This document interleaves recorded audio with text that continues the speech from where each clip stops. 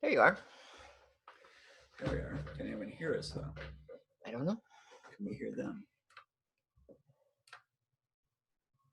Can anyone hear us? Yes, we can see you too. Yes. Yes. Oh, I hear voices. Good deal. We're not Mary Lai, but that's because she's helping us out by letting us use her account. So, wonder can we change this name? Way to like. Oh, look at that. Ooh, ah. Rename. Robin. Michael.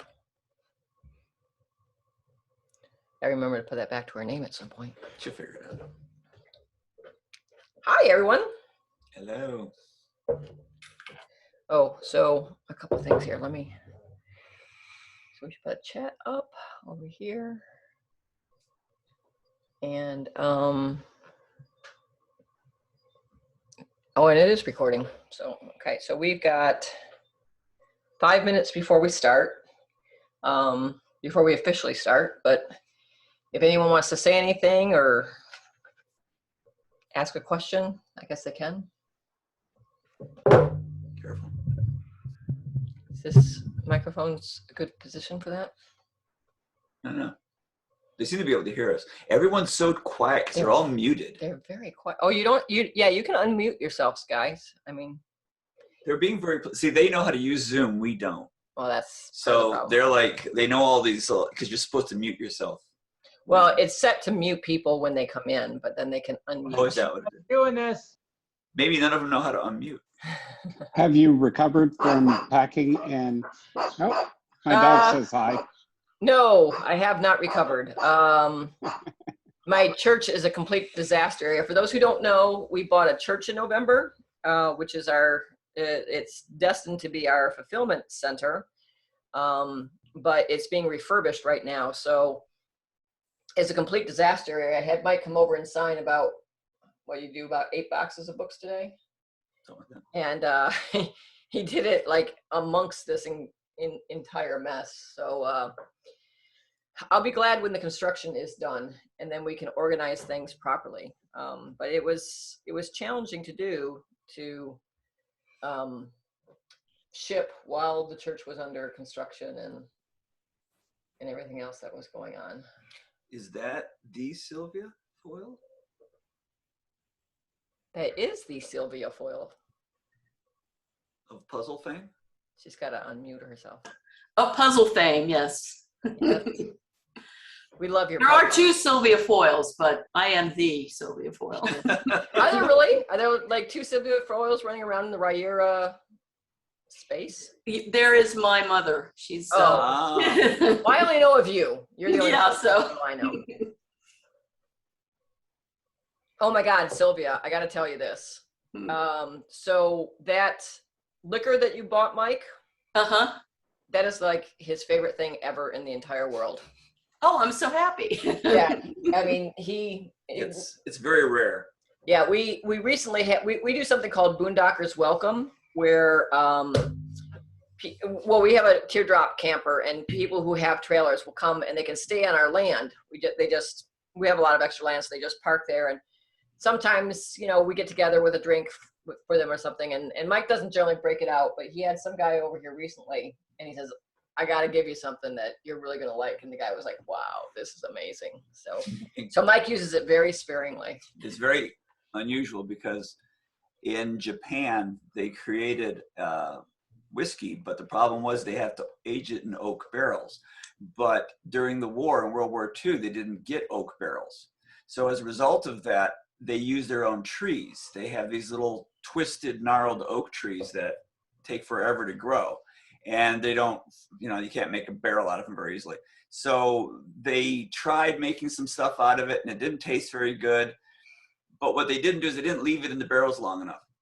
After a while, they left it in longer and it created this really great taste that now is so in such demand because you can't get very many of them because there's so few trees. So now what you got me was Glendalough, which is a Irish whiskey that they actually age in these great Japanese old oak barrels, and it gives this very unusual flavor to it. So, and you can't get it anywhere. I looked at the distillery; they only sell a few bottles every year. I don't know where you got this from, but it was quite the find. I looked, I heard about it and I looked for a while to find it. Yeah, well, it's. I found it in Maryland at a liquor locker. Oh, really? Oh, Yeah. well, maybe we need to go to Maryland at That's some unusual. point. Yeah. But yeah, I mean, Mike loves Irish whiskey, but that is by far his favorite, for sure. Well, it's interesting, yes. 1 minute, and then we will officially start. What do they do? Do they all run? Is there a race? Huh? Is it a race? Do they all run? No, I don't think so.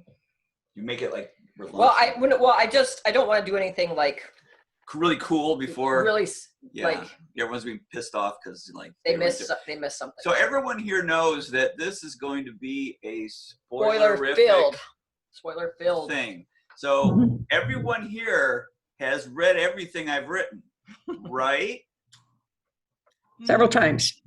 Okay. Right. Yes. So I do have It's signs. backward. But Although I don't know I- if it's backward to them. Is this backwards to you guys or forward to you guys? No, it's Forward. good. It's right. Okay. Okay.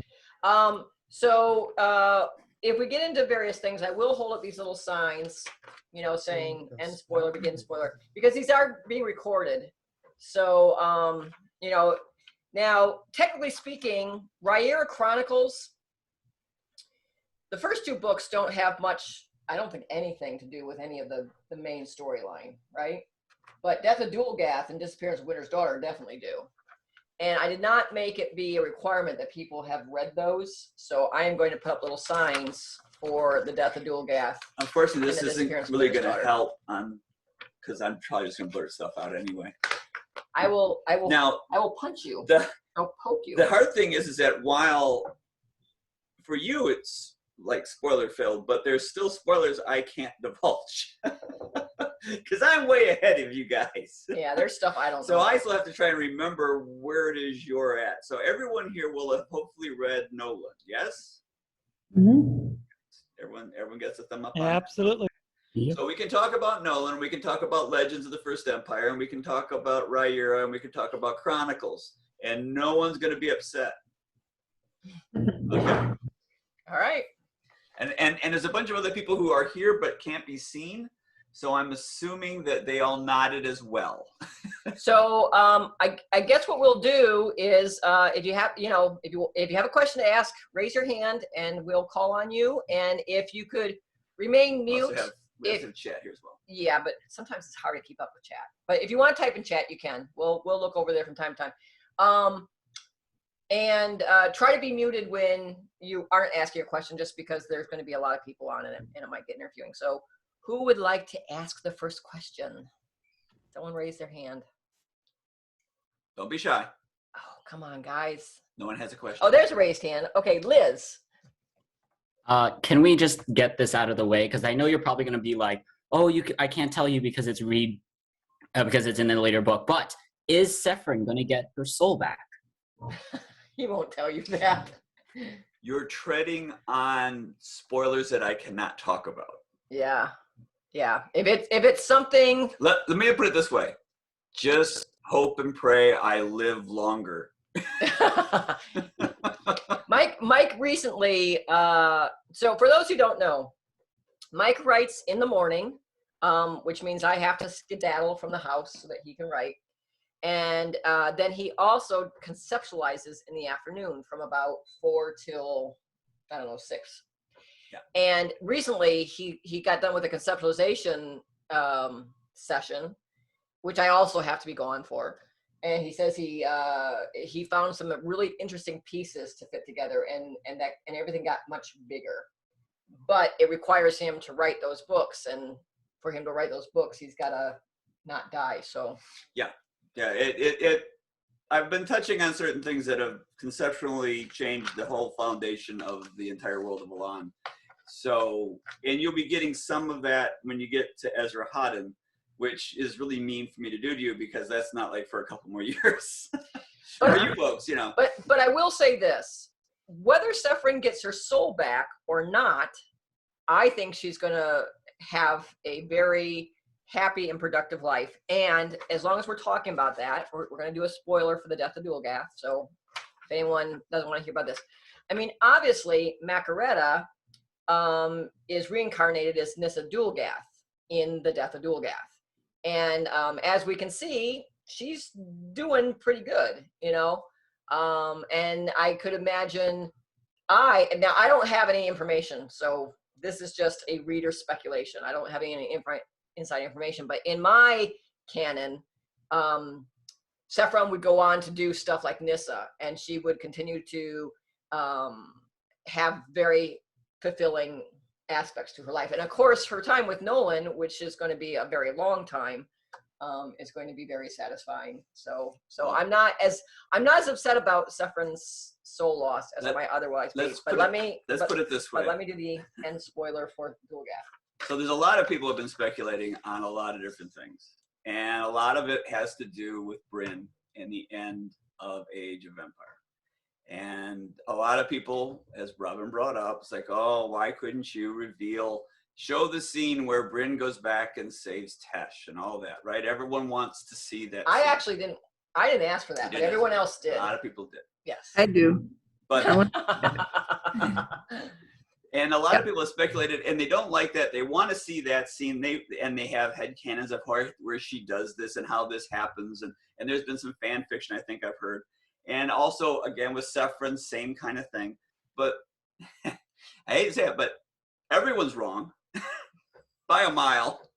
What will actually happen, like I said, if I get around to writing the set of books that is kind of taking sort of shape in my head, all that's going to change. All of your impressions of what you think would have happened aren't going to even come close. Is that good or bad? I mean, you'll love it. It'll be fantastic. All right. It's the opening chapter of the new set. If I did that, would be probably taking place in the Abyss. So that would give you an idea of, because something would happen there that no one is expecting. Okay.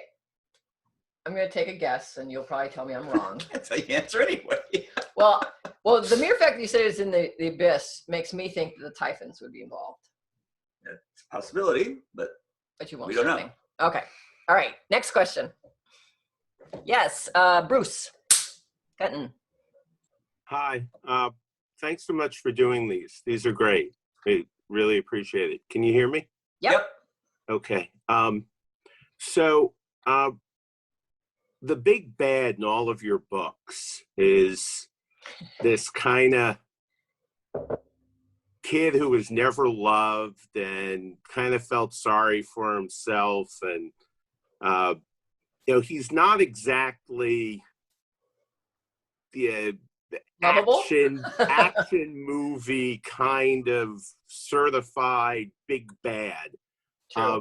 Have you thought about that, and how for thousands of years this kind of wussy, whiny, loser guy has just foiled and befuddled and killed all of our heroes? And was that purposeful, not purposeful? Did it just happen that way? Am I making any sense? I'll shut up. What you're missing is that what you have seen mostly, you never saw the patriarch in Riyria Revelations. We never really spent much time with him, except at the very end. You got to see him a little bit there. And in that point, you really didn't see a whiny, bratty kind of bad person, right? I mean, he was very formidable. And what you're seeing is that you saw him as a youth. You saw how he was formed. And then as you get to Nolyn, or as you get to the beginning of that, you see how he's now starting to become more formidable. By the time you get to the end of the series that you're presently reading, he's going to be a different person. He's going to be much more frightening. So yes, this is just the progression of you're seeing how the bad person gets worse and worse and becomes more and more frightening. And I don't think I want to go much further than that, because there's more I could say, but I'm not going to go there. Yeah. All I can say is that, as you can probably tell by now, having read my books, when I say this is this, it's generally a lie. Don't trust me. So when you read in my books and you are led to believe that something is a certain way or a certain person is a certain way, heroes can become evil, evil bad guys can become heroes, and then there's things that you don't know about at all. And like I said, Ezra Hodden's going to be something of a groundbreaking book because it's, if you remember Persepolis from Riyria Revelations, Ezra Hodden's a lot like Persepolis. You're going to get a lot of revelations. There's going to be a lot of questions answered and a lot of new questions that are going to explode up that you never knew were there. So that's going to cause a lot of turmoil, and you're going to want me to do this again after that, but I'm probably not going to, just to be mean. The other thing I'll say along those lines, if I don't have a senior moment and forget exactly what I was about to say, it's something to do with, as far as like people not being exactly what you think they are, or, you know, things not always going certain ways. And I think I wrote about this in my afterword, although I can't even remember what I wrote in my afterward, so maybe not. But what I thought was very important about Nolyn, at least to me, as from a canon standpoint, is it was the first time that I ever saw, my daughter complained a little bit that she doesn't like Malcolm. And the reason she doesn't like Malcolm is because he's like, you know, he's like all knowing and everything works his way, and, you know, there's never a problem. Well, that didn't happen in Nolyn. I mean, what I liked about that is we saw him kind of screw up, you know, or not be able to fix something. And that's why I think Saffron losing her soul was very important, because if it always worked out for him, that would be a problem. But can you look over there and grab a pencil out of there. Yes. And in case you want to jot something down or remind yourself. Oh, okay. I just want to see if there's any questions over here. Okay, good. So there's not questions, they're just comments, so that's fine. You said something about, I forgot what it was. We both are old, and we have these senior moments where we think of things and they disappear. Well, new thought comes in and pushes it out. There's a finite number of thoughts you can have. He turns 60 in 16 days. 16 days. Yeah, 16 days. I will not be having a party in Martha's Vineyards. No, he will not. Yes, with like all the cool people all coming. them, you know, they could come. Okay, let's go to Bill Katz for the next questions. I see the hands now. Yeah, the hand raise. All right, I thought they were actually looking for hands. Oh, hello, right. Can you hear me? We can. We can. For some reason, my wife Jennifer is deciding to go off screen because I'm asking a question. I have no idea why, but Jennifer. Hey, Jennifer.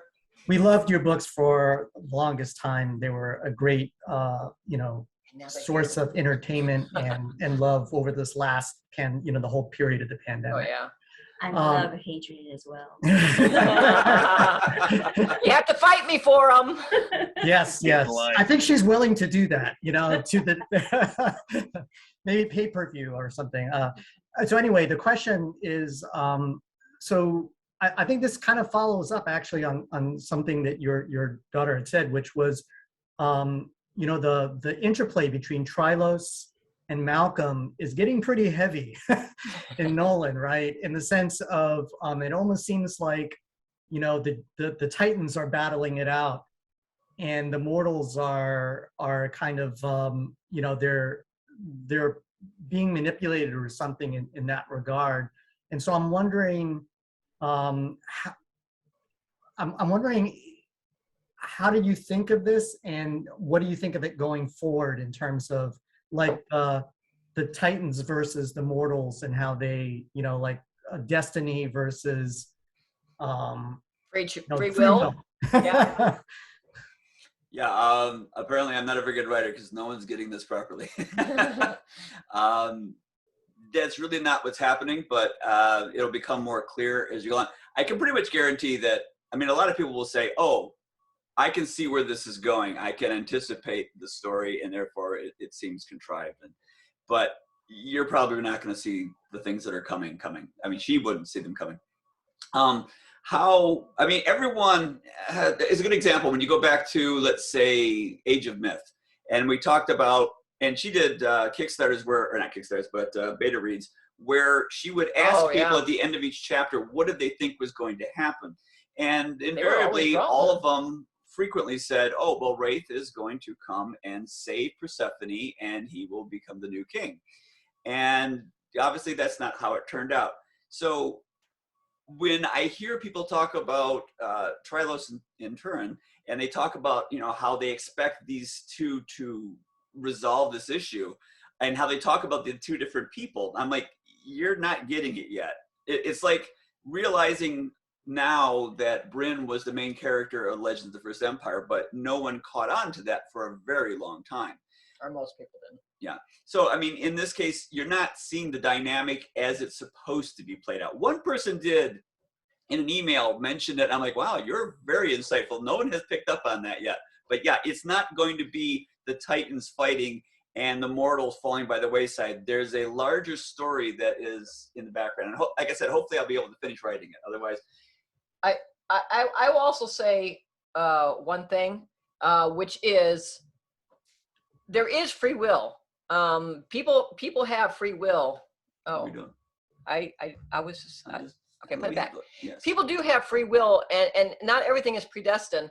And I think the thing that you got to keep in mind is something that was said in Age of Myth, where or no, it was Age of War, where Malcolm is talking to Wraith, and he's like, well, everything that's going to happen. He says, well, if I drop this rock, I know it will fall to the ground, unless a foot comes out and kicks it and sends it in a different direction. So although I think I know where the rock will land, there's always the possibility that someone does something and it diverts the rock. And so I think that's given what everyone knows, it's obvious and it's easy that I can understand that that's exactly how you would think. It makes perfect sense, but that's not how I designed it, and that's not how it's going to end up in the final process. It's good for now. I mean, I hope you're all enjoying it as it's coming out, but eventually you're going to see that there's more to it than just gods who can tell the future and therefore can plan whatever they want, because that's really not at all what's happening. But until we get to that point, I hope it's fun. Let's go to Josiah. Sweet, thanks.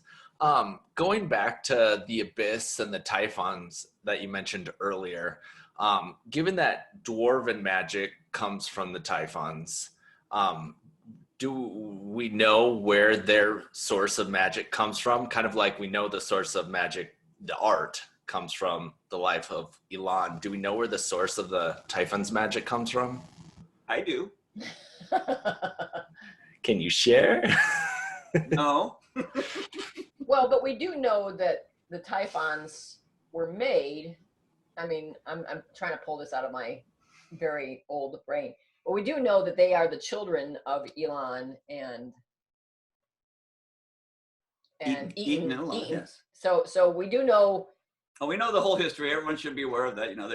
There was Eaton and Elan, and they got together, and we had Typhons, and then they were locked away, and then we had Riyria, and then and she created all life, and as part of that, she created the Assyria, and the Assyria, then when they die, they go into Pyre, where we also had locked up the Typhons. So all of that is true, and all that has not changed. But as far as where they get their strength from, but there is one massive component that you don't know about yet. So this is just going to be a really boring call. If you keep doing this. I can't do spoilers. Okay, so in that respect. So we can spoil everything else. We need to switch because I want to watch the chat. All right. So take a chair. Oh, you want to switch chairs? Right. They're identical chairs. Now they're not going to know who's who anymore. Yeah. Okay. So let's go to Josie. Josie. Can you hear me? Yes.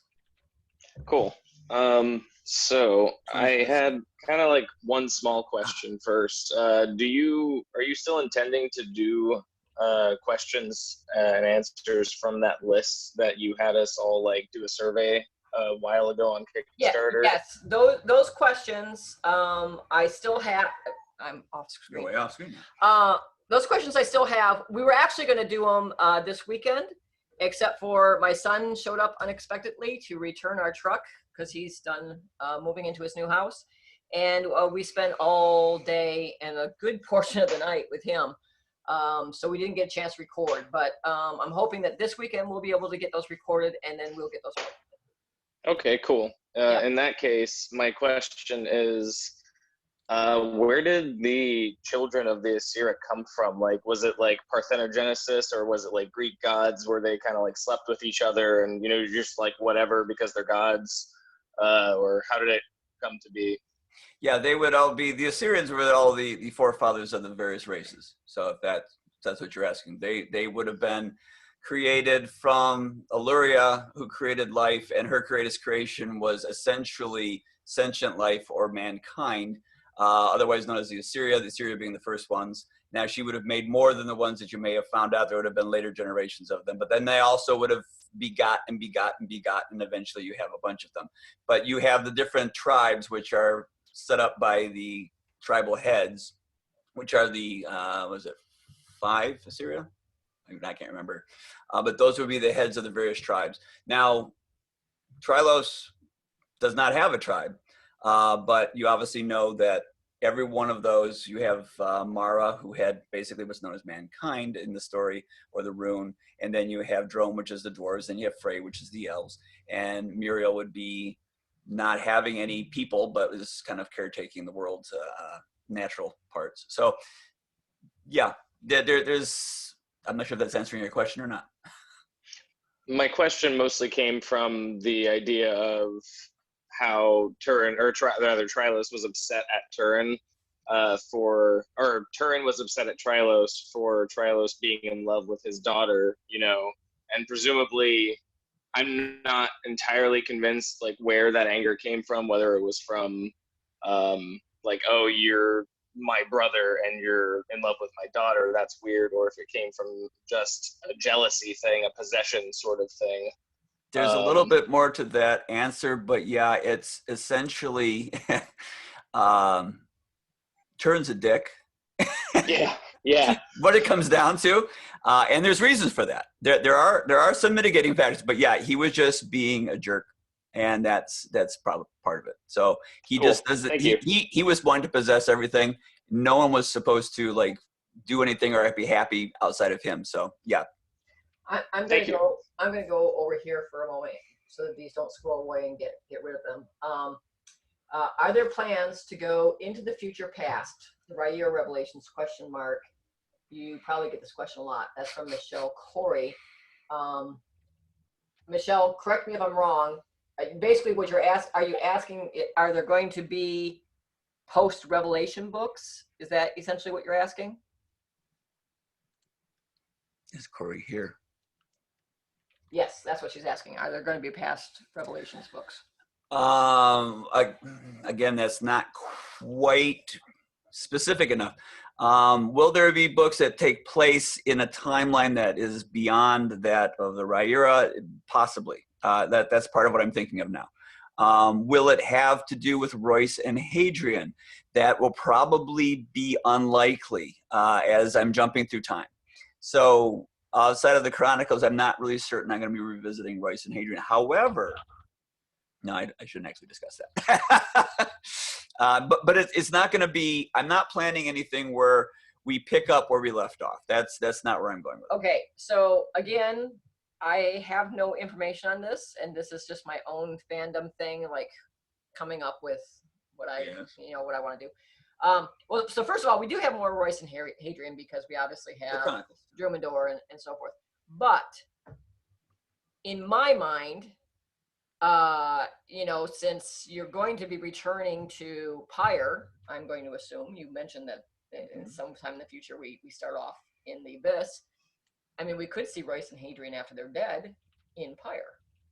It's possible. So, although it's not necessarily Royce and Hadrian, what I'm trying to say is that alive, there isn't going to be me picking up where I left off. There's a lot of people who want to see Royce in the elves with his daughter, and how his daughter or his son and their daughter all get together for Christmas, and have cakes and stuff like that. That's all they want to do, and that's all they want to say. That's fan fiction. Yeah, but I mean that's not going to be happening. And the reason for that is because when I wrote Riyria, I designed it so that the first book was bad, and the second book was better, and the third one was better, and each book was designed to be better than the one before it. So each one ramps up the stakes and the drama, and things are revealed as you go along, so that when you get to the last book, it should be this crescendo and better than all the previous ones. Well, I can't really top that, and I'm not going to write a post book that can't top that, because it would be a disappointment otherwise. So I'm not going to be doing that. But if I can come up with something better and something that would be more powerful and would be more riveting, I'll do that, but it's probably not going to be involving Royce and Hadrian. I'm going to cover one of the questions here because I think it's easy to cover as a spoiler.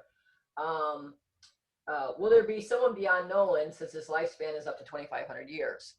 And someone else mentioned below, or Liz mentioned below, we know how many emperors there are because in Persepolis we go. Oh, are they asking if there's going to be more emperors? Because Nolyn's lifespan could Yeah, possibly go. all this stuff's information is all found in Riyria. Well, but this person may not have read Riyria. But we do know that, and I don't know the exact number. Liz here says it's 12, and I believe her because she's probably got it more in her mind than I do. But we do know there were a certain number of a sarcophagus, a small number. Right.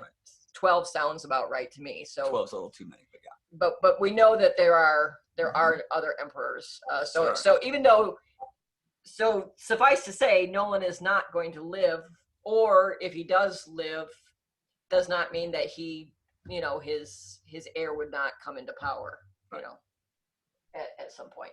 But let's go back to things here. Let's go to Dominic Mio.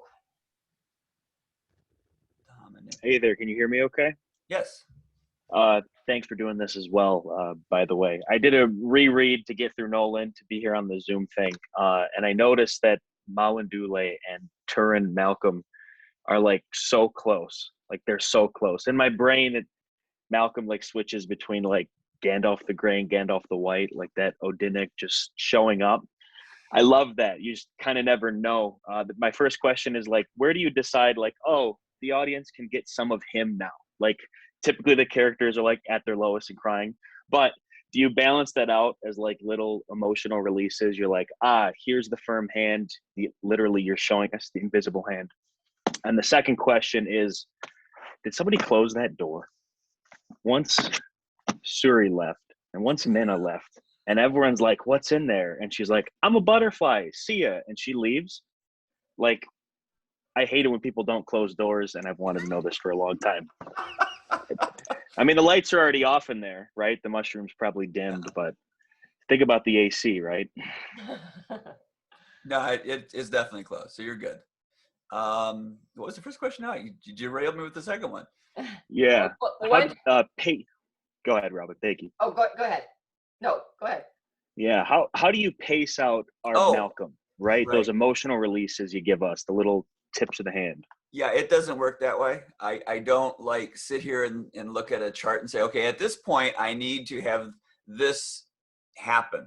I mean, there are rare times when I kind of followed what Stephen King once said. He's like, when you don't know what happens next, you bring in the guy with the gun. That's actually kind of good. But no, when I build a plot, I know that I want certain things to happen. And then as I write, I will develop things as I write. So I have kind of an outline. It's loose. It's like wet clay. And as I write, I will begin to put things into concrete. And when that happens, it sprouts new ideas I didn't even know were there before. And then I will utilize those things. And then I will use that to then seed the future of the story as I travel through it. To the point where when I get it, imagine if you were going to build a house and you plot it out how you're going to do it. So you go and you allocate money to buy shingles for the roof. And then you discover when you get to that part of the building, there aren't any shingles available now. You're like, oh, well, that's a problem. But there is metal. We can have a metal roof, which is even better than the shingle roof. So we'll get that. But now that we have a metal roof, do we want to rethink the siding? So that's how I do when I write it. I plan these things. But when I get to that point, I'm like, this doesn't work now. This would work better. Now this has to change. And things develop along those lines. So when I get to where you're talking about, Malcolm's drop-ins are there for a plot reason. They're there specifically because I need the reader to know this bit of information at this point in time, or I need him to make a plot correction, or I need to tell the reader, okay, this element is something that Malcolm did. And I want you to know that. Frequently when I write books, I give you hints. I say, okay. Royce can see well in the dark. Well, I gave you many hints that Royce was an elf in Theft of Swords. if you know anything about elves. I mean, most people who read my books have read fantasy before. So he can see really well. He's really, small and lithe, and he has really good balance. I mean, these are all hints. And the astute reader will figure it out. But if you don't, in Avampartha, I kind of tell you. And then literally by the end of it, if you still haven't figured out, yes, Bryce is an elf. I beat you over the head because now you absolutely have to know that information for the story to make sense. So that's kind of how I build it. And when I need you to know something, I literally tell you. Otherwise, I like you to try and figure it out. And sometimes there are many things in the books that I've never told anyone. And I still wait to see if people will figure them out. The other thing I should say along these lines, Michael is not a classically trained pianist, or that either. A classically trained writer.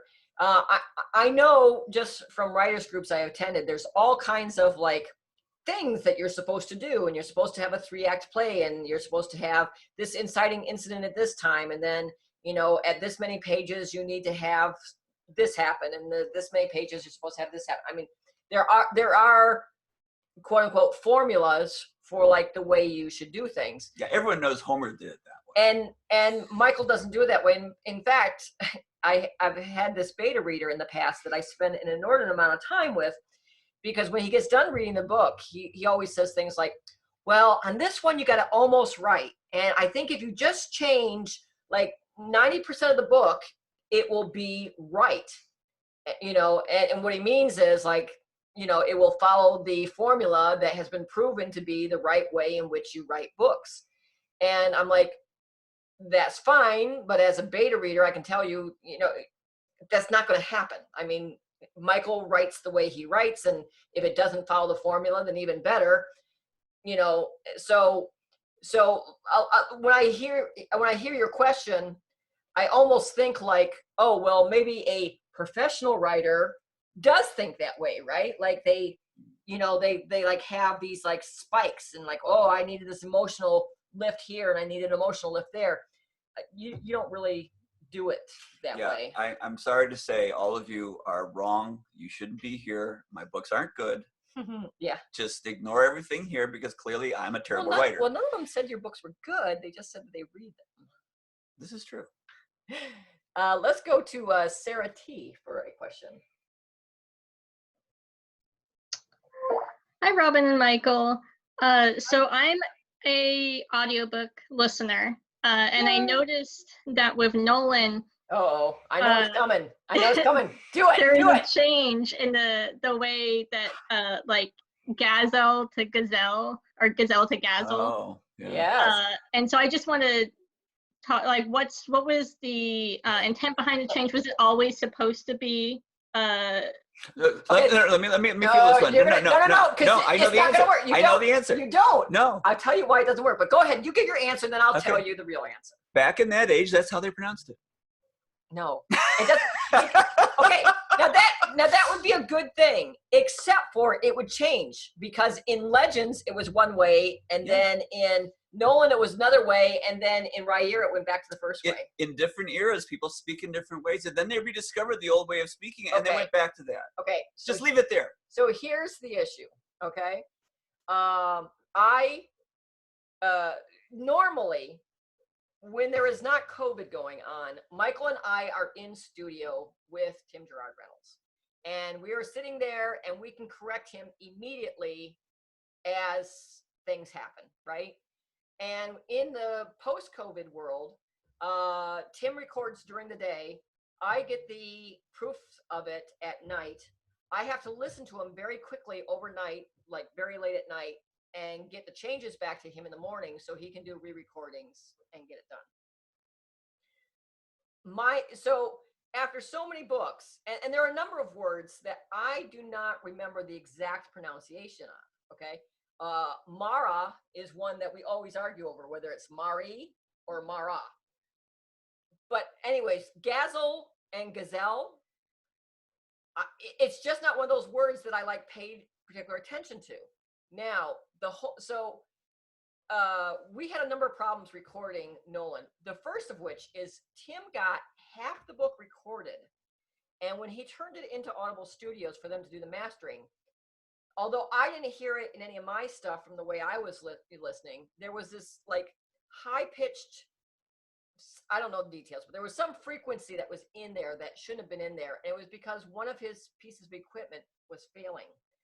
And Audible said, well, you know, we can trim that out and you can do the rest of the book. And Tim said, no, if you do that, there'll definitely be a big, you know, people will hear a difference. I have to re-record the first half of the book.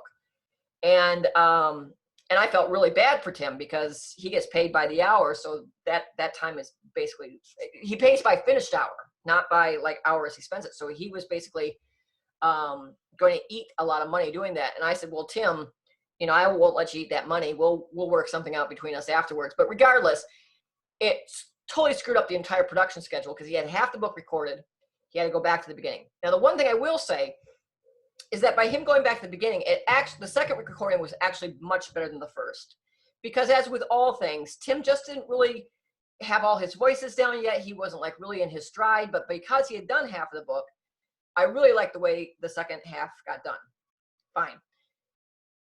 After everything was recorded and it goes to Audible Studios for past production, I get an email saying, oh, Gazel is said wrong, you know, like throughout this book. You know, they checked it with other things.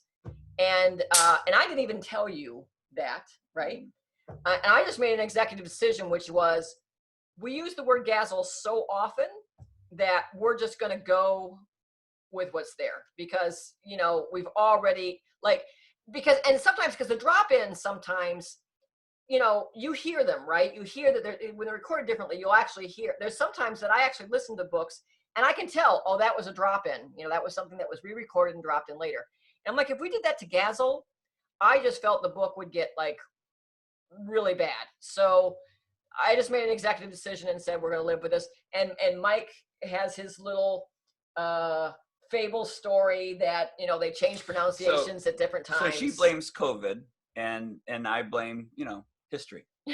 So for those people who it really bothers, and I know there are a lot of people who it really bothers, go with Mike's answer, which is, you know, that over time, words are pronounced differently. Try reading Chaucer sometime. I mean, my God, the words are completely crazy. Yeah. So it was not intentional in any way, shape, or form, and you can blame me for it.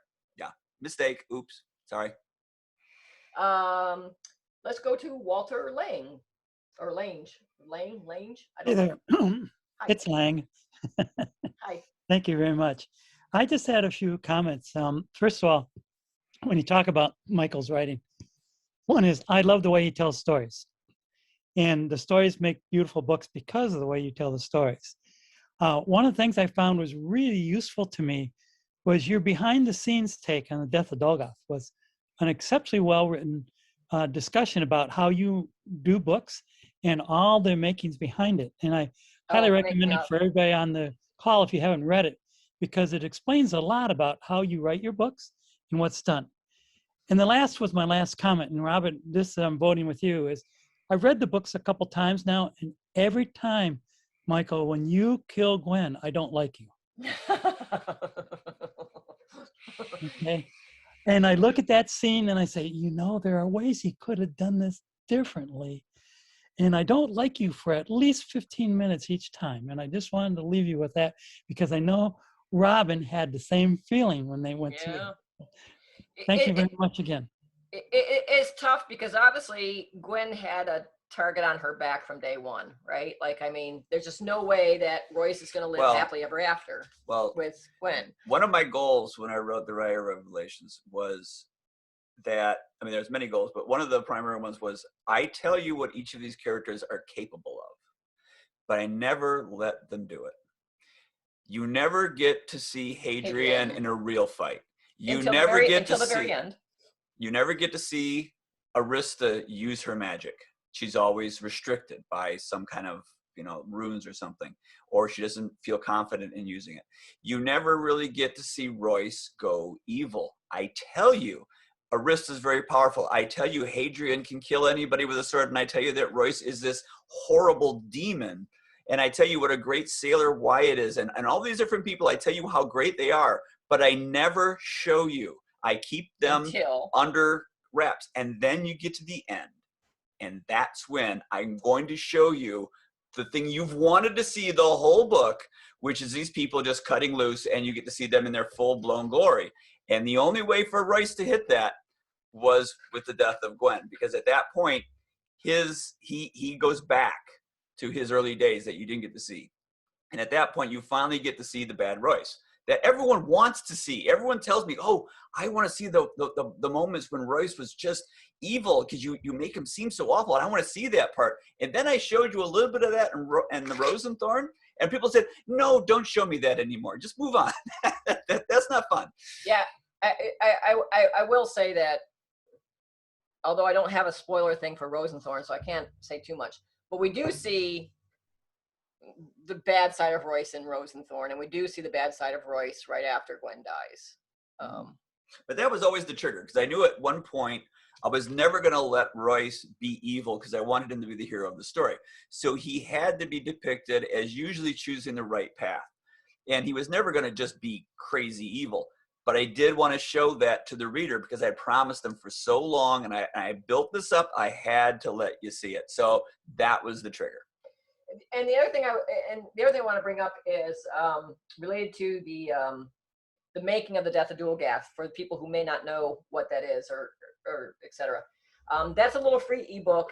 If you just send us an email at michael.sullivan.dc@gmail.com and ask for the making of the Death of Dualgath, we'll send that over to you. That's a freebie thing that we made that just kind of shows, tells a little bit about how Michael writes, and tells a little bit about the publishing side of things. Yeah, basically when I wrote that book, I wrote it in 68 days, and in the process, I just kind of kept notes on the side of what I was doing. And then when I went back, I used those notes to build out exactly, to try, because I always forget, but I try to remember what the process was and how things changed. We're going to go to K Smith 307. Hello, Kay, you're on the air. First time listener, long time. Hi, sorry, I couldn't find my unmute for a while. No problem.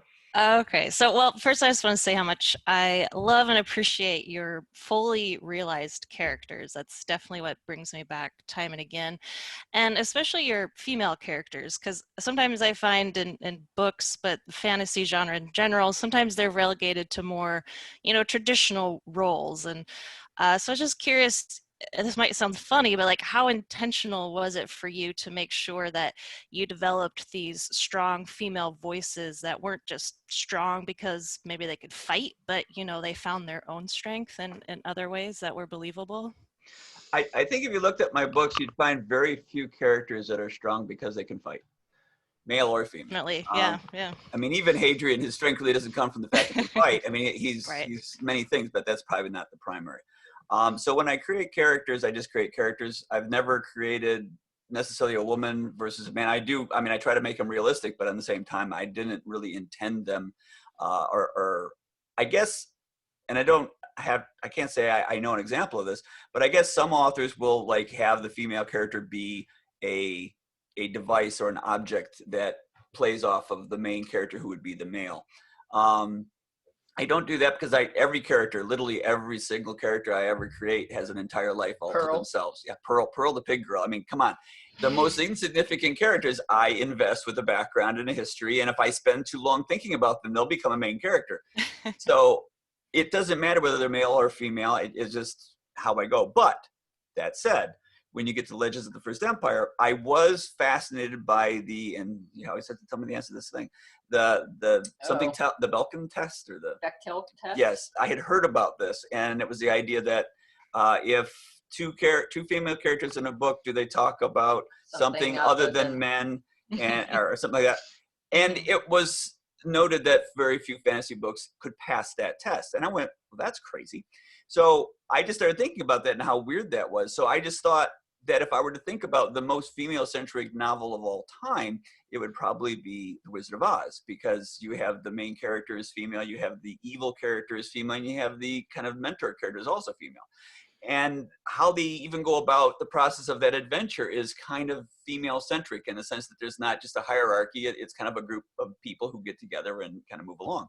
So I started thinking this is kind of a cool idea, that the way to really avoid that is to have most of your characters be female.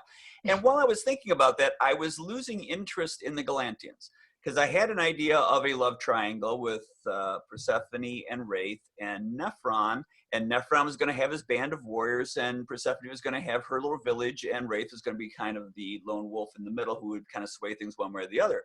But as I started building the Galantians, I went, these are just warriors that are specialized, and none of them were terribly interesting. This has been done before by me and other writers, and I didn't like that.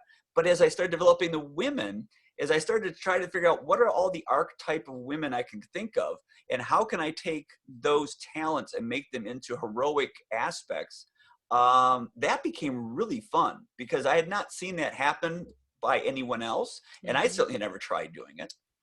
But that's what suddenly derailed me into that. So as you get to the end of Age of Myth and into Age of Swords, I'm definitely going in that direction. I was very happy, because to my knowledge, that really wasn't something that I've seen very often. Who's the old woman in Age of Legend? Oh, wow. Padera? Thank Padera, you. thank you. Yes, Padera. Yeah, I mean, Padera is interesting because she, I think you took both of them. you know, she's just kind of an old woman, but she's obviously the healer of the city. Well, that's what I was thinking. She cooks, and she's the wise old woman who knows everything, right? Yeah. She knows all the gossip, all the rumors, all the way to take care of animals, all the way to heal people, and she would be that wise wizard type of character, but in a housewife type of way, which most people look at and say, oh, well, that's trivial. But no, seriously, this was a really cool thing, and she's really wise, and this is someone you really need on your side. As long as we're on the subject of women, I will say that the thing I knew there was going to be a lot of issues, and people would be upset about a lot of things. And the number one thing I knew people would be upset about is the killing of Meena, because you can slaughter entire towns of people, but if you kill an animal, like, you're dead to me, right? But the thing I was so I was prepared for that. Like, I was prepared for the hatred that would come from the killing of Meena. But what I was not prepared for, and it is by and far the largest criticism that's running around in the books, is that that somehow there is a very large contingency of Michael's readers that are very upset about what they call girl power, and how Michael kind of like you've changed, man. You've changed. And what's really interesting is that for some reason all the blame comes on me. There have been a number of reviews that say, Robin's the puppet master that is like, and all the reviews are the same. It's like, I can't believe that the same person wrote this book. And what they really mean is that Riyria was such a testosterone filled, bromancy type thing, that now when you've done women, it turned off like massive number of people. And I was really, really, really surprised by that. Yeah, we had a number of emails that came back, and they didn't like that. And reviews too. I mean, well, more reviews. But I had to ask him. I was like, when people actually ask me personally, then I can talk. I won't speak to anything online. But when people send a direct email to me, I'll respond to it. And I'm like, well, look, you'd liked Riyria, and in Riyria there is probably 3 or 4 strong women who are divisive in the story, and the rest are generally males. In Legends of the First Empire, that is flipped almost exactly. So you have 3 or 4 male characters that are important, and the rest are female. So my question to them is always, if you have a problem with the lack of balance between male and female in Legends, why didn't you complain about the lack of balance in Riyria? And maybe it's not a matter of the story's bad. Maybe it's just the fact that you don't like stories about women. And usually that shuts them up pretty quickly, because then they kind of go, well, wait a minute.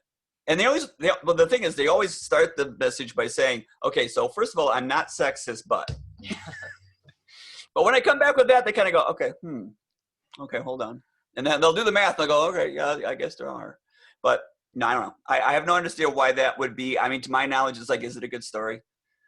But the weird one was someone actually said, we need more books to give good role models for men. for young boys. And I'm like, what about young women? Like, how many few fantasy stories are there for that? Now, granted, there are other women who are authors who write very well. I mean, so I don't want to deride them, but I mean, it doesn't hurt to have a few more. I'm going to Jeff and Anastasia next, but you said lower your hand, so I'm not sure. Like Lower hand. There you go. I don't know if I've muted you or do I have to do something to make you talk? I don't know. Ask to unmute. Jeff, you should be able to unmute yourself. I don't think I can unmute you. Can you hear me now? Yes. Yes. Okay. I had the microphone muted on the laptop. There you go. Okay. I'm gonna butcher some of these names, but there's something. Okay. So hopefully I can get a straight answer for once. So nobody laugh now with what he says. Just like legends, we learned about. I'll call it the history of the gods, if you will. So I heard people mention Turin, Trylos, and Muriel, right? Mm-hmm. And once we get into Revelations, they'll kind of disappear, except for, well, as you might remember me, Michael, mentioning one of my favorite little side characters was Nimbus, who I've kind of traced the chain back. So being that I don't recall ever seeing or like Trylos or Muriel being active in Revelations, are they gone from the world? Something happened to them? Or are they just not part of the story and didn't need to be mentioned? So here's a spoiler I can actually deliver. Wonderful. It doesn't break anything that I know of for people in this. All right. So as you understand, there is Trylos, or Turin, Trylos, Farrell, Mara, Drome, and Muriel. Muriel is not one of those. Muriel is the daughter of Turin. So we know that that's not in the same. So there's the top 5. Now, as we all know from legends, we saw how all of them are sort of seen as gods, and most of them are not on the planet anymore. They're inside Pyre, right? With the exception now of Trylos and Turin and Muriel. Muriel not being one of the main Asaria, but one of the daughters. What happened was Bryn, if you remember correctly, wrote the first book of Bryn, and it got trashed inside Granford, but she kept a copy of it. And when she went to the tower at the end of Age of Empire, she took the book she was working on, but she left the first half in the wagon. And the first half is comprised of her life when she was in Dalren, not Dalren, is it? Yeah, Dalren. Yeah. I keep confusing it with Dahlgren. Yeah. So when she was a young girl in Dalren, talked about her parents. That was one of the things she first wrote about. And then she also wrote the epic poem, The Battle of Granford. And in that, if you remember, she told Tesh, I think I know about the origin of the world now from the tablets. And in that, she thought that the main god was Erebus. And then there was Farrell, and there was Drome, and there was Muriel, who was the daughter, or who was... she just guessed what Muriel was. And so she was basically outlining what she thought the gods were. The second book of Bryn, the one she took with us, is lost. So the one that explained all the stuff is gone. So all they had left is what Roan found in the wagon, which is that first part. So they have a very messed up view of the deities. All of it's wrong, and it would have been cleared up. But the fact of the matter is, that's what they were left with. This is a very twisted view that she kind of was putting together, but hadn't finished putting together yet. But I think what he's asking about, though, Ulrich. Mm-hmm. Okay, maybe he does not understand that there is a connection between Ulrich, and then can we talk about that? He didn't say Ulrich. No. But he basically said that Trylos isn't in Revelations, and Turin isn't in Revelations. Okay, so can we talk about... Technically, the only people you see, obviously, is Nimbus. But there is, of course, Ulrich, who is mentioned in a dream sequence with Arista. It's actually mentioned a couple times. Yeah, and then of course there's a scene with Ezra Hodden at the Ezra Hodden. end. What- Just before he's killed, he has a memory of Well, Yulrik. no, and there also is Acadius goes to Yulrik's tomb. That's correct. Tomb. So all these references of Yulrik, if you haven't figured it out by now, that's Trylos. Yeah. Trylos in Riyria is Yulrik, and Malcolm in Riyria is Nimbus and several other people. Yeah. So so all of this So will be made clear in the next couple books. You'll be definitively explained. and that's one of those situations where Mike has given hints that you should be able to put that together. Right. But he will eventually make it incredibly clear. For instance, well, I gotta get this up here. So obviously, Nissa Dulgath is Macaretta. But for a long time, people were guessing like who it was, and a lot of people guessed whether it was Aryan or this person or that person or that one. But you should be able to piece it together that those are who those two people are. But it will be, I would assume that you're going to explicitly say that at some point, right? But I mean, a lot of those things were given in hints. There's a lot of hints if you look at the two books. That there's a lot of indication. But to answer your question. Most specifically, so we obviously know Nimbus is in the story. We know that there was a person called Yulrik. Farrell and Drome and Mara are all presently in Pyre, so they couldn't be in the story other than by name. And then Muriel is also not popping up in the story, but is mentioned. And Aravis is also believed to be a person, which is inaccurate. So is there anyone else I'm missing that you wanted to know about? Nope, I think you kind of covered it. So I think what I was kind of getting after was, so between Legends and Revelations, from my perspective, Trylos dies. Just to be blunt.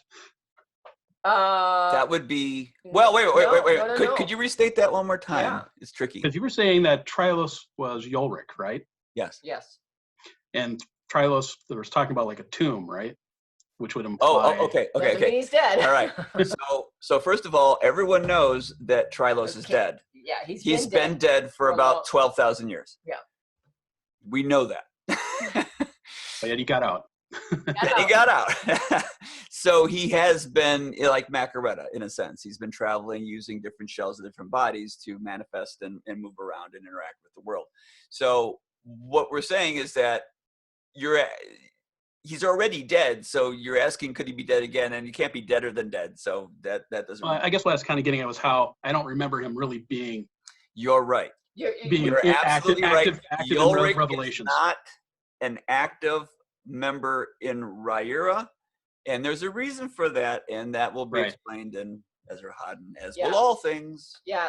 So obviously, Yulrik will show up in Ezra Hodden because we know that Ezra Hodden and Yulrik, that Yulrik was a mentor of Ezra Hodden, so it makes sense that he will show up there. But yeah, you do not see him in Revelations, and you could come to the conclusion that he's dead, but considering he really is dead, and like Mike said, he can't be deader than dead. I mean, Nissa Dulgath is dead too, but Macaretta isn't. Still lurking about. She's still lurking about. Well, I guess where I was kind of going with this is when you kind of read like in Legends towards the end, right? So Trylos has an axe to grind. He wants revenge. He wants Turin's head on a platter, any which way, shape, or form that you can get it. But when you get into Revelations, it kind of seems like that disappears, and it's more of like Turin trying to keep atoning for his sins. Well, what's really interesting in the one flashback we see with Yulrik, where he talks about the invisible hand, and he's trying to see the invisible hand. And again, it's been a long time since I read Heir of Nahron, but so I'm going from memory. But there is this thing about Yulrik almost believes that that he may be the most powerful thing that exists anymore, and that he's not sure if his brother, if Nimbus is even around anymore, right? Like he has these doubts whether he's there. So that's why he keeps tipping the world, because he knows if he tips the world and it corrects itself, that gives him a pretty good clue that Nimbus is still around. Around, right. This Okay, is that makes sense. actually, it's What? her head canon. It's not. It's he does tip the world. Just saying, you're giving misleading information at this point, but that's okay. You don't know. I'm going based off what is written in the book. Ooh, I think we've uncovered one of those little spoilers he hasn't revealed to anybody. You're right. Okay, so you're saying that what's written in the book is not necessarily true. No, what I'm saying is you may be interpreting it wrong, the way most people have it interpreted wrong. I So see. that's a very crucial. You're talking about a major focal point, and yeah, you can speculate all you want, but I'm just saying that what she just said, don't take that as absolute fact. But at some point, it'll all become clear. Keep in mind that Mike does not let me read, and he doesn't talk to me about this stuff. So I'm as much of a in the dark as anyone else. The only thing I can say is I have read the book that follows Nolyn, so I do know what happens in that. But like I have not read Ezra Hodden. I don't know what happens in that. And all these other books that Mike has come up with, I don't have those. Let's go back to Liz. Awesome. Thank you. Hello. Okay, so I had one question. Now I have three. Okay. So sorry. Okay, let's start with the first one because I think you can answer this. In Nolyn, we had a character, Saffron, who hears a voice in her head. And throughout the book, it's revealed that it's Mawandule. And later, Trylos becomes the voice in her head in order to orchestrate the death of Nifron. In Riyria Revelations, there's a character named Monsignor Merton, who claims to have a voice in his head. He claims to be talking to, I believe it's Navron himself, and using the knowledge from the voice in his head, he's able to save the village of Fallon Mire. Someone can correct me if I'm wrong. You're correct so far. Correct so far. And obviously we know now, in Heir of Navron and also through legends, that Nifron is not like a god and cannot speak through people's minds, but there are characters, Mawandule and Trylos, who can speak into people's minds. Who is Merton hearing, is my question. Really interesting supposition on your part. But no, I don't believe that he is necessarily hearing anyone. I actually thought that Merton talked to God. He does. But I didn't know that he actually heard most God. of the time, if you understand his conversations, they're kind of like with Meena. Yeah. Ciri and Meena have the same conversations as Merton has with God, to where they ask questions and they answer their own questions. Yeah. So no, and it really wouldn't work with the characters. Great concept, really good thought process there. I like that, but no, it really wouldn't work as far as most of the characters involved. Yeah, I always had it kind of like there's a very old movie. I think it's called. It was with Sean Connery and the guy from. Oh, you're talking about the Rose of the. No. Dragonheart. Dragonheart? Something. It's where. Oh no. Mouse. No, you're thinking of Mouse. Yeah, the guy who was a. You're thinking of Lady Hawk. Lady Hawk, thank you. There's a monk in Lady Hawk who's always talking to God. He's like, God, you don't want to kill me now. I'm here worshiping you, and keeping me alive is really in your best interest, and so forth.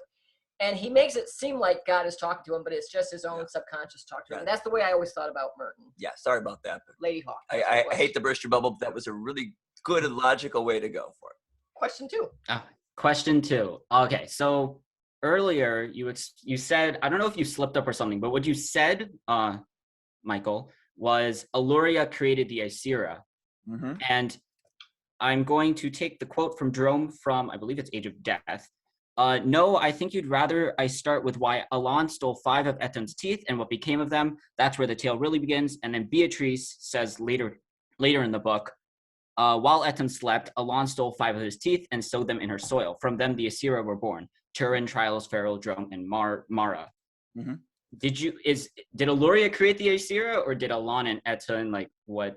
Okay, so if you understand who they are, it makes more sense. So Alon is the planet. Eluria is life on the planet. So she is the source of all living things. So if you plant things in the soil, Eluria would be the one who would create that into life.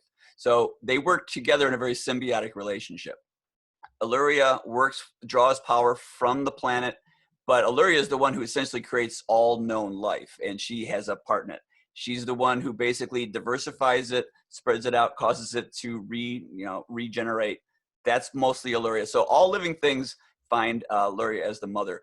That's why everyone calls Elan the great grandmother, because Illyria is the life giver.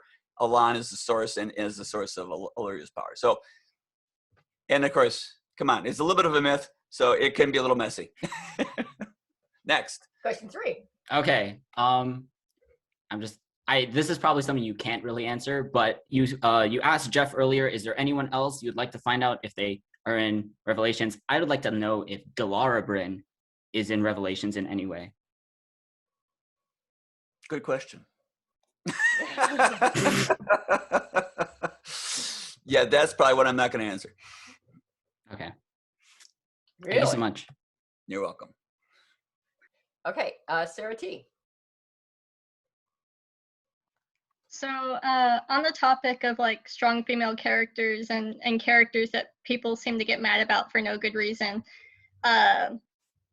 it was heavily implied in Nolyn that Nephron is possibly bisexual. And then so I just want to ask about like, there wasn't ever a like definite answer to like what his relationship was with I forget the name of the character. Yeah, I know what you're talking about. So the way I envisioned it, it was that most elves are not particularly genre specific in a sense that because they live so very long, they experiment with a variety of different things and it kind of shifts back and forth, which is why also, if you notice that Arian in the original was sometimes with men and sometimes with women. So I just understood that at that thousands of years of dedication, staying with one person would seem unusual. Also, even staying with one sex would be a little bit unusual. So I was just playing with the idea that many of the fray would probably not be that consistent throughout their entire lives. So yeah, at that point, and you also notice that he wasn't particularly interested in Persephone in any kind of way of a sexual nature. It was always very much business. So there's also speculation as to whether he had an affair with the female, what was it? One of the fray, one of the fray during the siege of, or not as the fight at Dragon Camp. There was a woman there who was involved. So yeah, I would say that it definitely would be bisexual as far as that's concerned, and it was obviously heavily alluded to, obviously in Nolyn, and even to some degree in the other ones. I've actually had a number of people who have asked me, I said, why don't you have some gay characters in your book? I'm like, there's actually several of them. I don't usually put a spotlight on them, but they're there, and there's a number of them. Isn't Braga gay? Not Braga, but The other guy. The king. Solder? No, not Solder. No, Warwick King. Ethelred. Ethelred. I mean, obviously, Yeah, right. it seems pretty blatantly to me because everyone's fawning over how really hot Thrace is. He's like, meh, you know, and he doesn't really care. And that was a huge interest is why that is. So in many instances, I tend to use it as a plot device. Otherwise, I just try to be somewhat consistent with certain things that, I mean, it would happen. So I try to be somewhat realistic. William Keaton.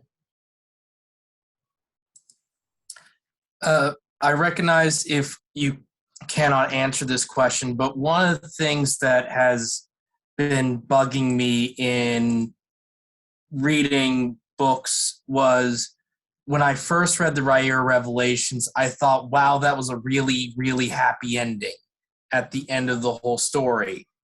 But ever since I read Death of Dulgath and now reading Nolyn about how different characters who have died are staying around and haunting, my question is along the lines of, is it really, like, are you undoing your own happy ending considering that you just killed Mondelay there, and Mondelay can probably not get into Pyre, and therefore he's going to be haunting around the new capital city they're just about to build? Mm-hmm. If there's anything you like are you your own happy ending there? And if so, are there more books that can potentially come after? Well, that's what we were discussing earlier, is the fact that I do have, okay, so as I explained, when I got to the end of Revelations, perfect ending, couldn't go any further with it. People wanted it to go further, and I've kind of been kicking around what would be required for that. And what would be required for that is ramping up a series of events that would satisfy my desire for a much more dramatic and therefore worthy follow-up. And what it's required is essentially going back 3,000 years and explaining how the world began and then moving on through it. So everything I've been doing since Riyria Revelations has been in many ways laying the foundational groundwork for a potential follow-up, which would now, as you understand, it's showing how fractured the foundation really is. So it's not perfect anymore. So now I have something I can try and fix. But until I establish that there's a problem, I can't come back into this perfect ending and say, oh, we can fix this now. So yes, so there could be a sense of that. But at the same time, if you want to be happy, just end at Riyria and you can still be happy. Joe C. Hello. So how is there anything that you can tell us about Galara Bryn that you already haven't told us in the books? The character, not the creations. Nope. Alrighty. Alrighty then. That was pretty Cool. Good. Let me go over here and see what we got. Question. You look over there for raised hands, and I'm going to look over here for. Who's Joe C? Right here. Joe C. Can do you have a question? That's who you're just talking to. Oh, no, it That's isn't. who you said nope to, isn't it? Nope. Oh, was it? Yes. Okay, the hand was still up, so I was trying to figure who that was. Josh. Sorry, I was working on it. Josiah? Do you have a question? Yeah. Oops. So, with Eaton, I know we don't get a lot from him, just kind of his backstory. And I was trying to think of the times that he actually interacted. Probably the only two I can think of is when he fought Turin, and then probably with Galara Bryn, since it was insinuated that he was the one who kind of gave her station. Are we going to see any more of Eaton interacting with the world, or has he kind of moved on at this point and isn't paying attention? So in Legends of the First Empire, you've got to meet everybody. You just don't know it. What?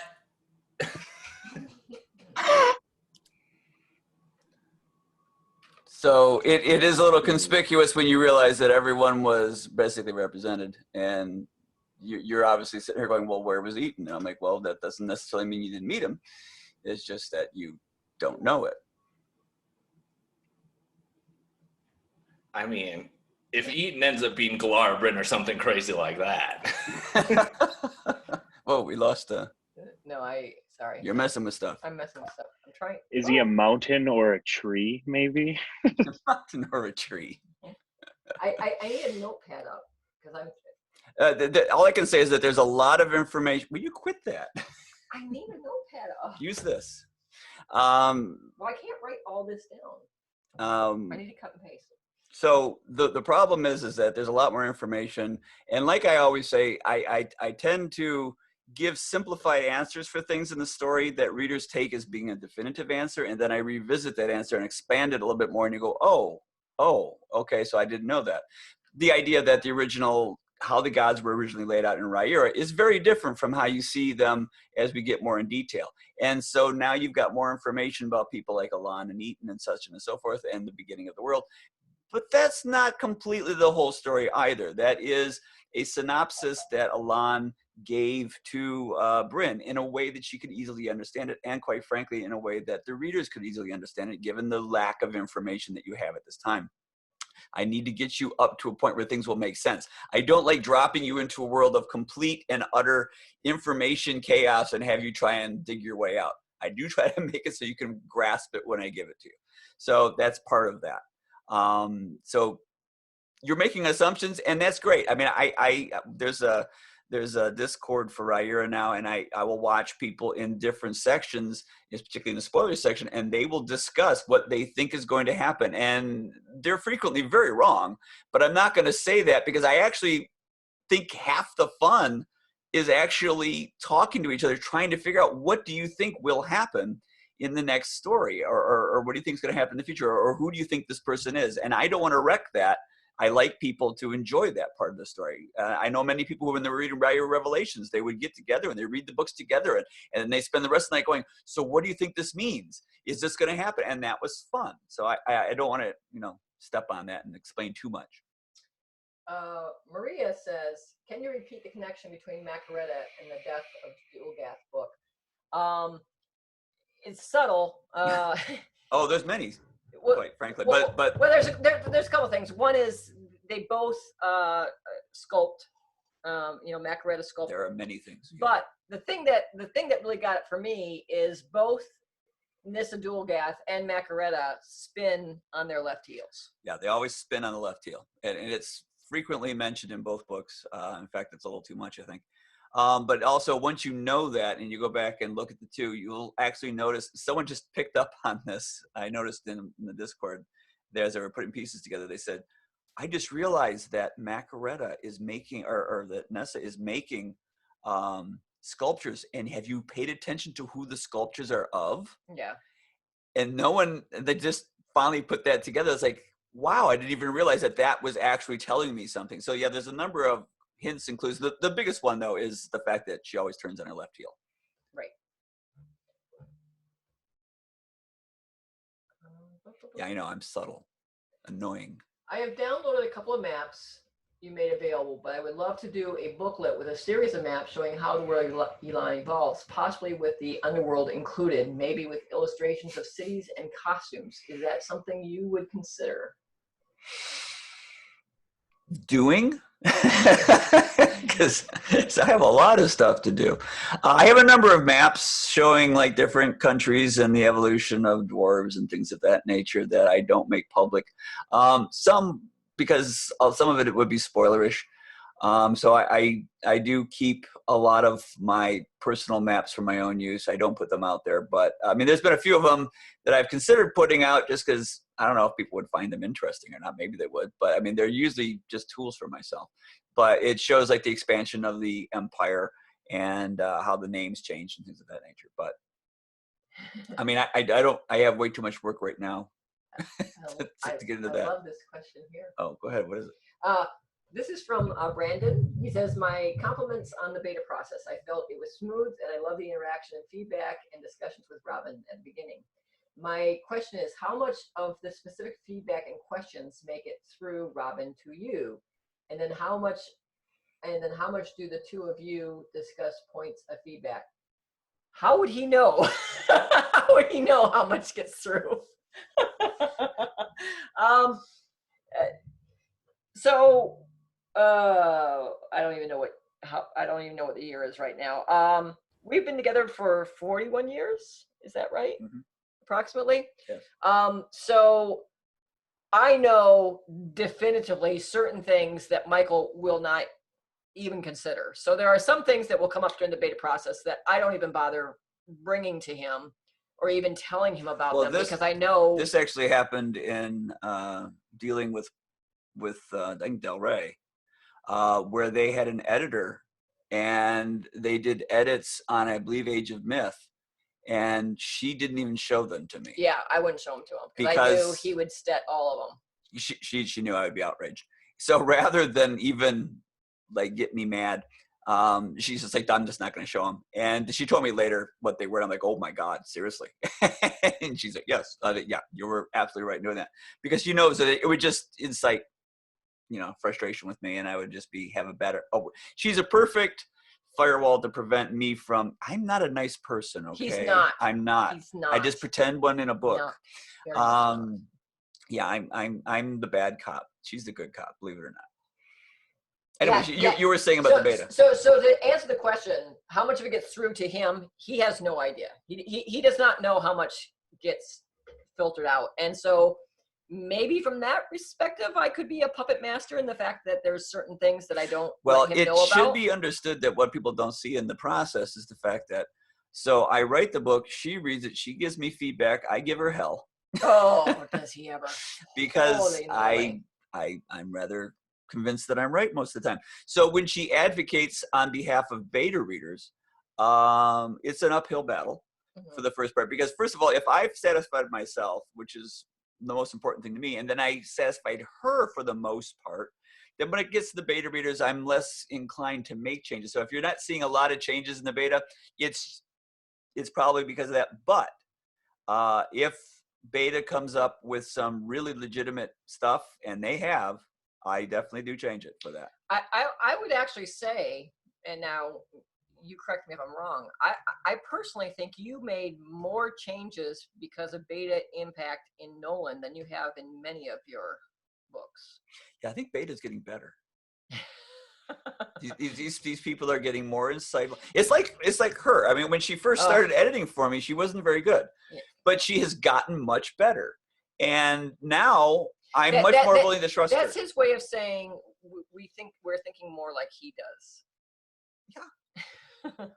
But no, absolutely. I do think there was quite a bit of changes in Nolyn, and there were certain things that I really did not think that Michael would change between beta and the final release, which I was surprised he did. I'm not an unreasonable person. Oh, you are. You are. You really, really are. But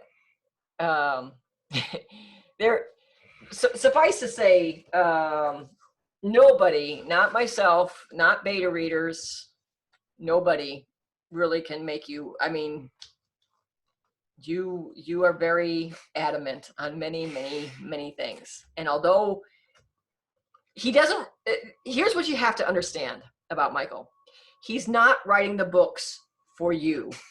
He's writing the books for him. He is writing the book he wants to read, and if you happen to like them too, that's great. But he wants to write the book that he wants to read. So honestly, I'm really a sweetheart. Love me. You're not. You're nothing of the. You're nothing of the kind. I can see now I'm going to die, and my legacy she's going to totally rewrite. So the second part of that question was, and how much do the two of you discuss points of feedback? Oh boy, do we discuss points of feedback. So we have 3 children. They're all grown. During a lot of Nolyn, my middle daughter was living here with us because she would do all our errands, so we didn't have to get sick. So she would do the grocery shopping and taking the books to the post office and doing all the interaction. But even when we used to all live in one house, all 5 of us, Sarah hates editing time. She's like, you know, I can't stand it when you guys are editing because it gets very heated and it gets very emotional, and the fights get tough. So we do. So to say that we discuss points of feedback would be an understatement. But we will have long drawn out fights about them. Not that bad. They're pretty bad sometimes.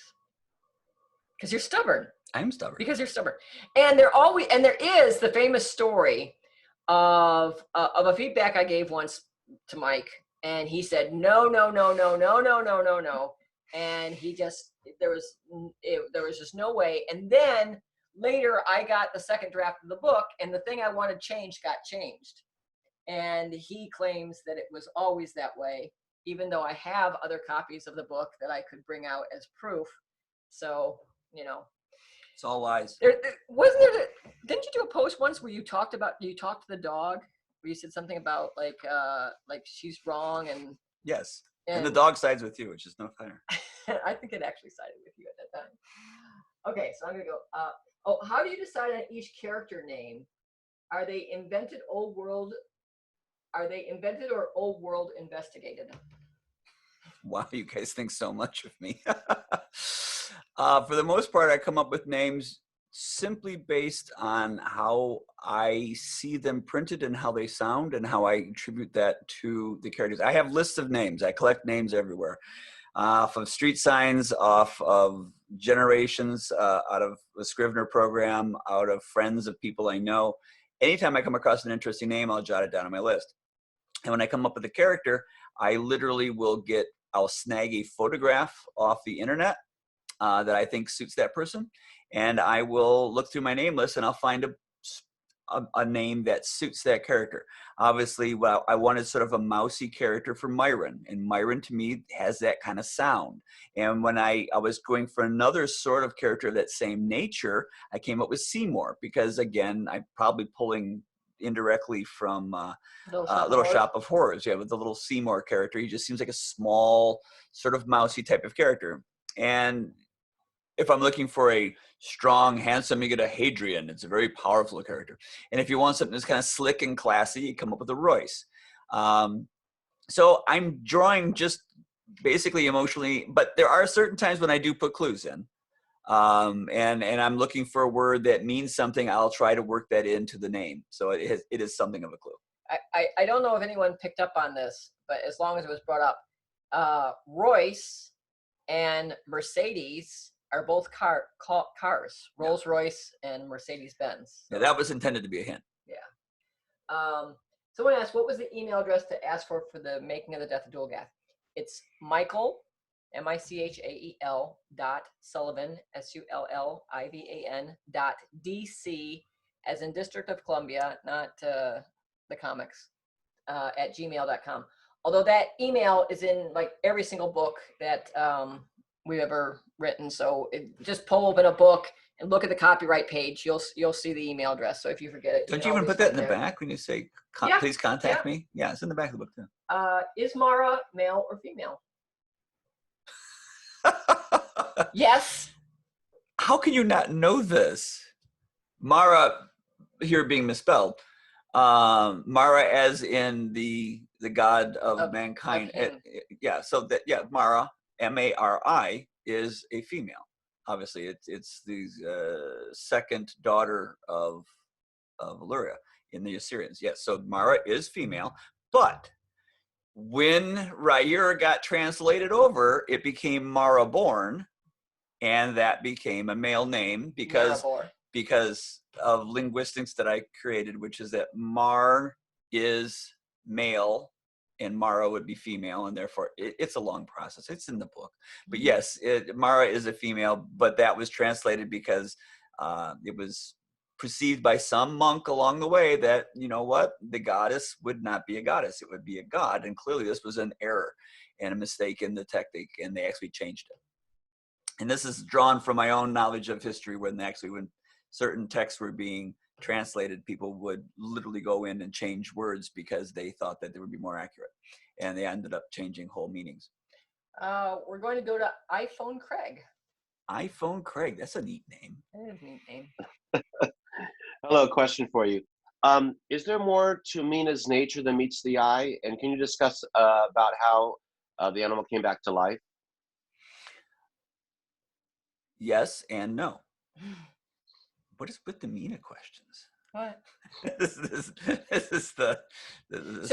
So we can talk about what's in the books, but not about what Mike obviously knows that none of us know. Yes, I am avoiding spoilers that are extending well beyond the books that you've read. So Meena has been in existence for a very, very, very long time. Okay. So much so that she was the original guardian of the tree, Illyria, in the, what is that place called? After you go through Pyrolnifril, the garden, in the garden. So she was the protector of Illyria, which if Illyria is life and died at the time that, during the battle between Turin and his father, Meena has existed for a very long time. When Suri was, now again, you correct me if I'm wrong by this, because sometimes I do stuff wrong. When Suri came into being, Meena wanted to return to Earth to be with Suri. And so she took the form of a wolf, and she hung out with Suri for years. And then, of course, when Suri and Meena and Persephone's whole group went down into Neath, to kill the monster down there, Meena was sacrificed, and did that in order to to save the party. Well, then later, Suri had to kill the Galarabrin portion of Suri, the thing that she became, which released her soul, and we can assume that it went back to Illyria to guard Illyria, because when Bryn is coming through the underworld and she gets to the garden, she finds Meena there because Meena went back to guarding Illyria, and then Bryn brings Meena with her because Suri is in the Elven area, so Meena comes with Suri, and then they're together again. Is that? It's interesting. Is that not true? Is that not the gist of it? What we know as facts are that Galarabrin is very old, and that Galarabrin is the only creature that we know who can transfer through any of the realms of Pyre and back to Alan and back without any problem. And that Galarabrin is obviously the soul that was in Meena. That's all we know. But we do know that she died, and then she. I'm just saying that basically death has no control over Meena. Meena can come and go that's through true. the afterlife and the regular life. So Yes. that's what we know as a fact. Well, yes, from the concept of the fact that she can coexist in both Eton and Pyre means. And obviously Trylos knows Galarabrin because he said so. The reason for the question was that Michael said he's introduced everybody to us. Mm-hmm. So I'm going to suspect that Meena has a second name that we might get introduced. Well, even beyond that at some point. So we'll wait for that name. It's intentionally possible, yes. But we're not talking about Galarabrin or Meena anymore. Quit that. Let's get off that subject. Okay, let's go to Josie. So are we ever going to see what happens on the Erevan side of things when it comes to the events during the time of the Rise and Fall? Basically just in between Prayer and Legends. Okay, this is something that even Robin doesn't know, but yes, you'll see some of that. That's awesome. All right, will we ever see any like goblin stuff? Oh yeah. Cool. Yeah. So Ezra Hodden is a very big book, and Ezra Hodden could be, I don't know how old some of you here, but back in like the 70s and stuff, he used to have these star-studded casts for these massive like destruction films, and in those movies he used to have like all these actors from all these old films. Are you talking about like the Burning Inferno, the Tiring Inferno, and but I mean, they also had war films, but you had all these great actors that were just lumped into this movie, and that's kind of what Ezra Hodden is like. You're going to be seeing names that you've heard of in Riyria and in Legends, and they're all going to have a place in the story. So it's very big, but yes, you'll find you'll get the background on the goblins that you've always wanted to know, and you're going to get the background on what's going on in Irvanon and several other things that are going on. It's a huge book, and it's vexing me at the moment because it should have been done already, and I'm still trying to get it finished. Oh, there was a question there. Thanks. What was it? Something about mouse. Yeah, the whole thing people have been speculating is why is it that Royce never loses Mouse, and is Mouse something other than just a horse? Which is an interesting speculation. But to answer that question, the fact of the matter is no, I just found out that certain things just in general life that they just hang around, you don't get rid of them, and after a while, just because they managed to stay around so long, they become valuable to you. And that's what Mouse was. It was this totally ridiculous, insignificant thing that Royce didn't care about, but because it was always there, he started to like Mouse. Will the future Rise and Fall limited editions have foil covers by Sarah? Yes, they will. In fact, she is working on Fairlane right now. Although, as she calls it, Ferdinand. You ever hear her call it Ferdinand? Not Ferdinand, but yeah, okay, that sounds like her. So our middle daughter is dyslexic, and so she makes up name. What was the name she had for there was this one character. It was Himmler or something. Yeah, him. Oh yeah. So what's his real name? It was something like Salder. Tyrannic. She called him Himmler. Tyrannic. For whatever reason, she called him Himmler. So you'd have conversations with Sarah, and she'd talk about, well, when Himmler did this or that or the other thing, I'm like, who the heck are you talking about? And it was. Well, it's really obnoxious because Robin would call the Galarbran the Gilbraten. I did that just to piss like, you off. I have no idea who they're talking about. And then, of course, she also did some Tuckerizations, and I have no idea who those characters are anymore. Yeah. So speaking of names, I was going to mention this before. So so in the book, I think it's in the Disappearance of Winter's Daughter, we did a Kickstarter, and as part of that Kickstarter, it actually wasn't part of the Kickstarter. It was done outside the Kickstarter, but we were going to do Tuckerizations. And the way most Kickstarters do Tuckerizations is they put a very high price on a particular reward level, like $2,000, and you can have your name inserted in the book.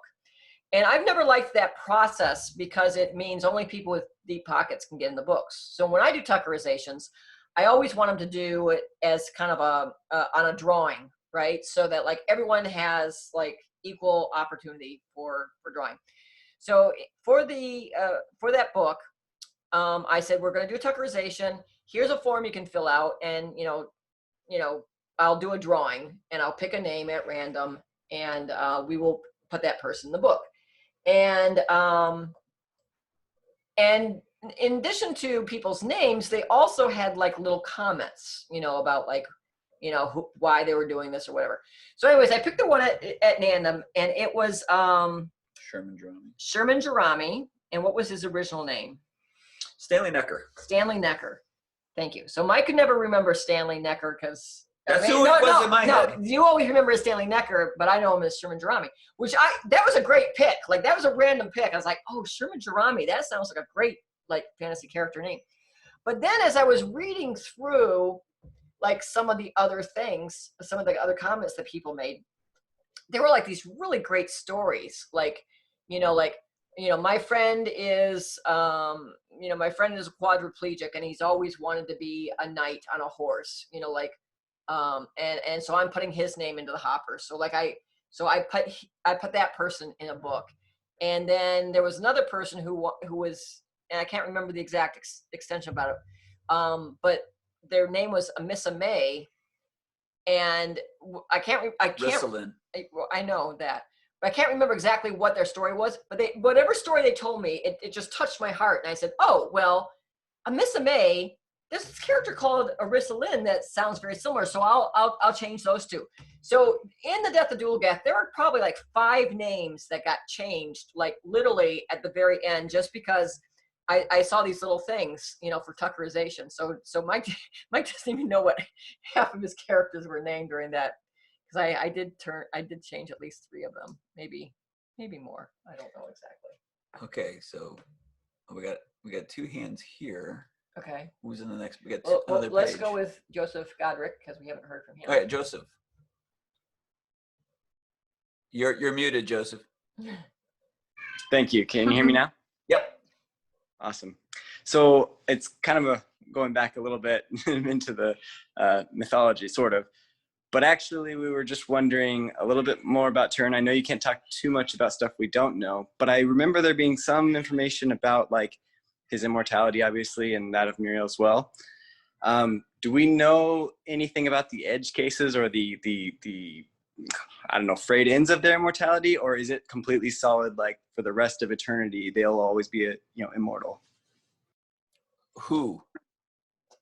Turin and Muriel, right? That's her name? Mm-hmm. Yeah. Oh, right. Technically speaking, everyone is. Well, what he's saying is that, all right, so to define, everyone is immortal, but in the case of Turin and Muriel, they're actually, their spirit and their body, their Elan part is immortal as well.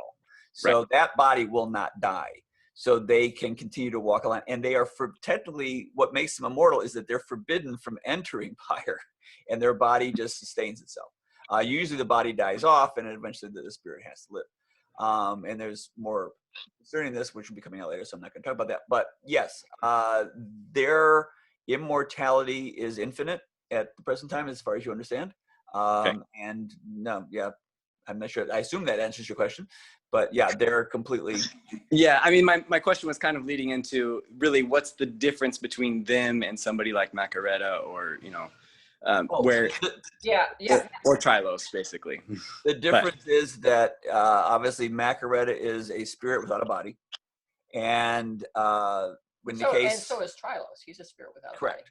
And the difference is that obviously Trylos or Turin and Muriel, they're just walking the planet in their original bodies, and they're just not aging. They can't be killed. They can't die. It's impossible. Right.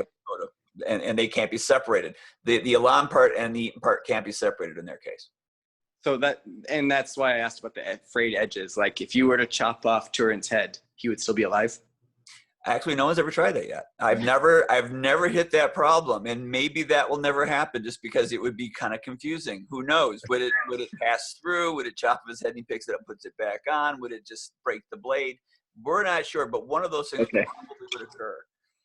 Okay, thank you. I'm going to go to comments here. And the first part may be a different answer if you read the second part, but I'll just do the first part. Are you where you want to be in your writing career? Interesting. Considering that I didn't expect to be published at all, I had no anticipation of where I was hoping to be in my publishing career. So yeah, I've actually blew past where I wanted to be in my career several years ago. I did not expect, well, famous story. My wife asked me, she says, so what would you consider to be successful? You got to set the stage.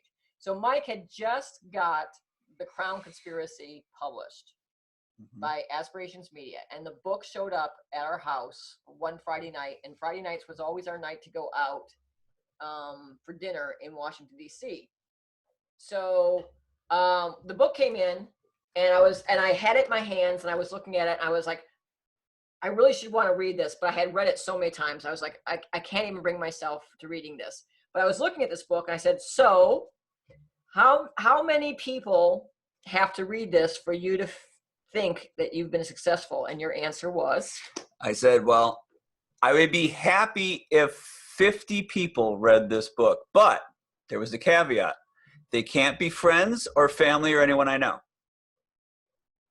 So I'm still waiting for that. I said, I think I can clear that bar, because at the time I was doing the promotion for Mike, primarily on Goodreads. And I said, I think I can clear that bar. So that was where I was hoping to eventually get one day. And then the second thing, I wanted to actually get all of the Riyria Revelations published. And then I just wanted to have a couple years to be able to see what people thought of it. And that would have probably made me very happy. And that's as far as I wanted to go. But it just kept going from there. So yeah, I'm well past beyond what I thought I was going to be capable of doing. So hopefully in the second part of that, are there other worlds for you to create and explore? Yeah, well, sadly, that's the problem, is that I have an infinite number. I don't understand. I mean, people always send to authors like, oh, I have this great idea for a book. I'm like, yeah, I've got about 150,000. So I don't really need any more ideas. Yeah, I have whole notebooks. I don't know if you can see behind. Yeah, right. Move your head. Right. This section on this shelf. These are all black notebooks of things that I've filled up, either from past books or future books. I keep notes of, and some of them are fairly complete that I could literally write complete novels of based off of that. But I have to pick and choose what I'm going to do next based off of, and believe it or not, it's not you folks. Sorry to say, I'm not trying to, say that, but I mean, I want to know what I want to create. And that's usually the best way of going about it, because if I'm creating something I really enjoy creating, I'm going to do a much better job. So there are many books I would like to get to, but in this case, I wrote Revelations. That was a great series. And then I wanted to tell the beginning. I had to tell you the beginning story of that because it was lying to you, and I want you to know the real reason. And then when I got done with that, I said, well, I can't leave these two parts, separate. I have to build that middle part. So I needed to build the series I'm writing now. And once that gets done, then I'll have the entire series. But now, as certain people have brought up, maybe I need to do one more set to kind of explain how the whole thing comes together, because there is a story arc that is not quite completed. But no, I have horror novels, I have science fiction novels, I have all kinds of things I would love to build on, because I've been trapped in the fantasy world for so long, and I never even wanted to write fantasy. I wanted to write several other kinds of books, and I ended up just getting involved in this one, and this was the one that published. One night my snoring was too bad, and it woke Mike up, and he's still not up late at night.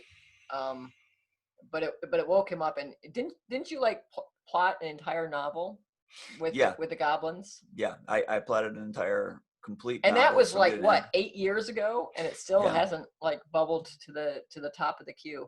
So yeah, Mike has more books on his brain than he'll ever have time to write them. And I say this, very offhandedly, Michael's not sick, he's not dying, but we are getting older. And one thing that Michael hates, when he says he wanted to finish the Riyria Revelations, he really did not want to die before that story got down. And so now whenever he starts a project, there is this little thing on his shoulder saying, you have to be able to get all the way through it. You have to understand, my father died when he was 50. I'm 10 years older than that. So there is a kind of sense that I've already lived beyond my years. Your sister died at 29. So 29, yeah. So there's potential that I might not go too much further. So I have to make sure I pick and choose what I'm going to do carefully, because I don't want to leave everyone hanging. What's really interesting is that there is one book that like jumped the queue. Oh yeah. Because Hollow World, wasn't supposed to be written. I mean, you had other things on plan, but you know. That was in the post-Riyria Revelations, and I wasn't sure where I was going after that, so I did want to try something in a different genre. Right. But there was always supposed to be a sequel to that book. Yes. And it's just never made it to the top of the That's queue. correct. And as I get older, I notice I'm writing slower. So I used to do probably Death Dugas took me 68 days, and Crown Conspiracy, this took me 1 month. Yeah. And Alvin Partha took me 1 month, but I'm getting slower as I'm down to probably Ezra a year. Hodden. Ezra Hodden is a bear. Yeah, well, and Legends of the First Empire took a really long time too. You had a lot of false starts on that, and it took a while. I'm getting better at writing. I can do it more efficiently, but it's still, I don't have the energy. But I remember when we used to go out to lunch at that little Thai restaurant, and for like a year and a half, you were just really, really struggling. Oh yeah. With I was trying, because I was going from one series to a completely different series, and I was trying to figure out if I needed to have a different tone, a different style, and it was a search. And yeah, but you also had POV issues and stuff, and you had a lot of stuff like that. I had to work some stuff out. Do you do a lot of research to make sure things are accurate, like sword fighting, what a jungle looks and feels like, sailing in medieval times, etc.? Yes and no. In sailing, obviously for Emerald Storm, there was going to be a lot of sailing involved in that, and I needed to have a language that I could use. So yeah, I had to learn the jargon of that. So I actually, watched a lot of and read the entire series of C.S. Forrester books, and I had a big book on Age of Sail, and I did do a lot of studying on that one. Sword fighting, I don't specifically do a lot of research with that. I have done some, but I usually just kind of rely on martial arts in general because I'm not so intent on showing this specific move and that specific move. I'm trying to tell a story. I'm trying to put it into a drama, and therefore I'm more interested in how the characters are thinking rather than the actual function of their arms. So you don't see me getting to that level, but I don't know, a lot of people who are fencers have actually commented that I did fairly well with that. I tend to be able to apparently bullshit pretty well. Being a writer, I guess that helps. But you're like, there are many other things like dyeing wool and doing weaving. Yes, those things I've actually researched. But the one thing that's really interesting is there is this archer guy who Mike has. He watches a lot. What's his name? Lars Anderson. Lars Anderson. I thought you meant the guy who was writing to me about No. So Lars Anderson is a real live person, and he studies like ancient archery, and he there's a lot of myths about archery, or myths about how archers used to do stuff, and his kind of thing is he wanted to prove that it really could be done, that it wasn't just myths, that they did it. So he has very particular ways in which he holds arrows, and he has very particular things, and he is fast. He is like wicked fast. And in fact, he can you can shoot an arrow at Lars Anderson, and he'll catch it and restring it and send it back to you like in just an instant. Well, there was and a he question. also hits 2 arrows together. There was a question someone wrote to me, because Moya does that she actually strikes one arrow with another, and they said, this is absurd. This is what happens when authors who don't know anything about archery write books. And so I sent him the video of Lars Anderson repeatedly shooting arrows that were shot at him. Yeah. And he's like, okay, forget it. Yeah. So yeah, he does study some things along those lines. Have publishers of foreign countries already picked up Nolyn? How does the process work? Do publishers come to you and ask if they can buy the rights in a certain language, or do you offer the book to them? So foreign publishing is an interesting world, to say the least. There are generally people called scouts, and in fact, our first publishing contracts ever were from foreign publishers. For foreign publishers, Czechoslovakia, Czech Republic was one of them, and I forget what the other one was, but a couple of the smaller countries actually approached us first. So we these days don't really have agents per se. I am Mike's business person and manager, except for in the realm of foreign. Jabberwocky is Mike's current agent. I'm very restrictive about what he can and cannot sell. For instance, he cannot sell audio rights because that is a place where we make the bulk of our money. And so I don't want to give him 15% of something that I'm already negotiating on. But they do negotiate foreign rights.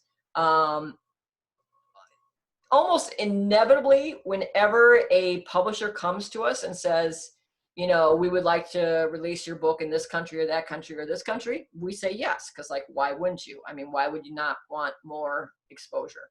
So those all go through the agent. So there is an agent out there trying to sell Nolyn to foreign markets. But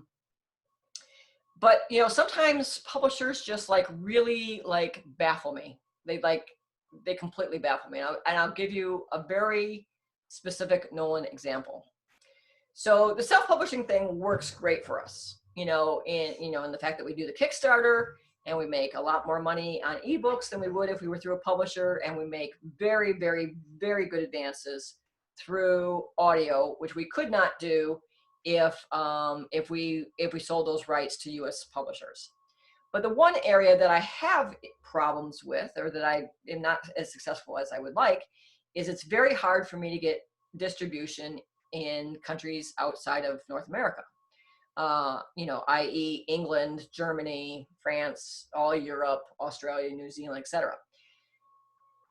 Orbit is a publisher that always requires something called World English rights, which means when they buy a book from you, they have the right to sell it everywhere in the English language. And then other publishers will come in and get other languages. Del Rey, interestingly enough, they only bought North American rights for the Legends of the First Empire.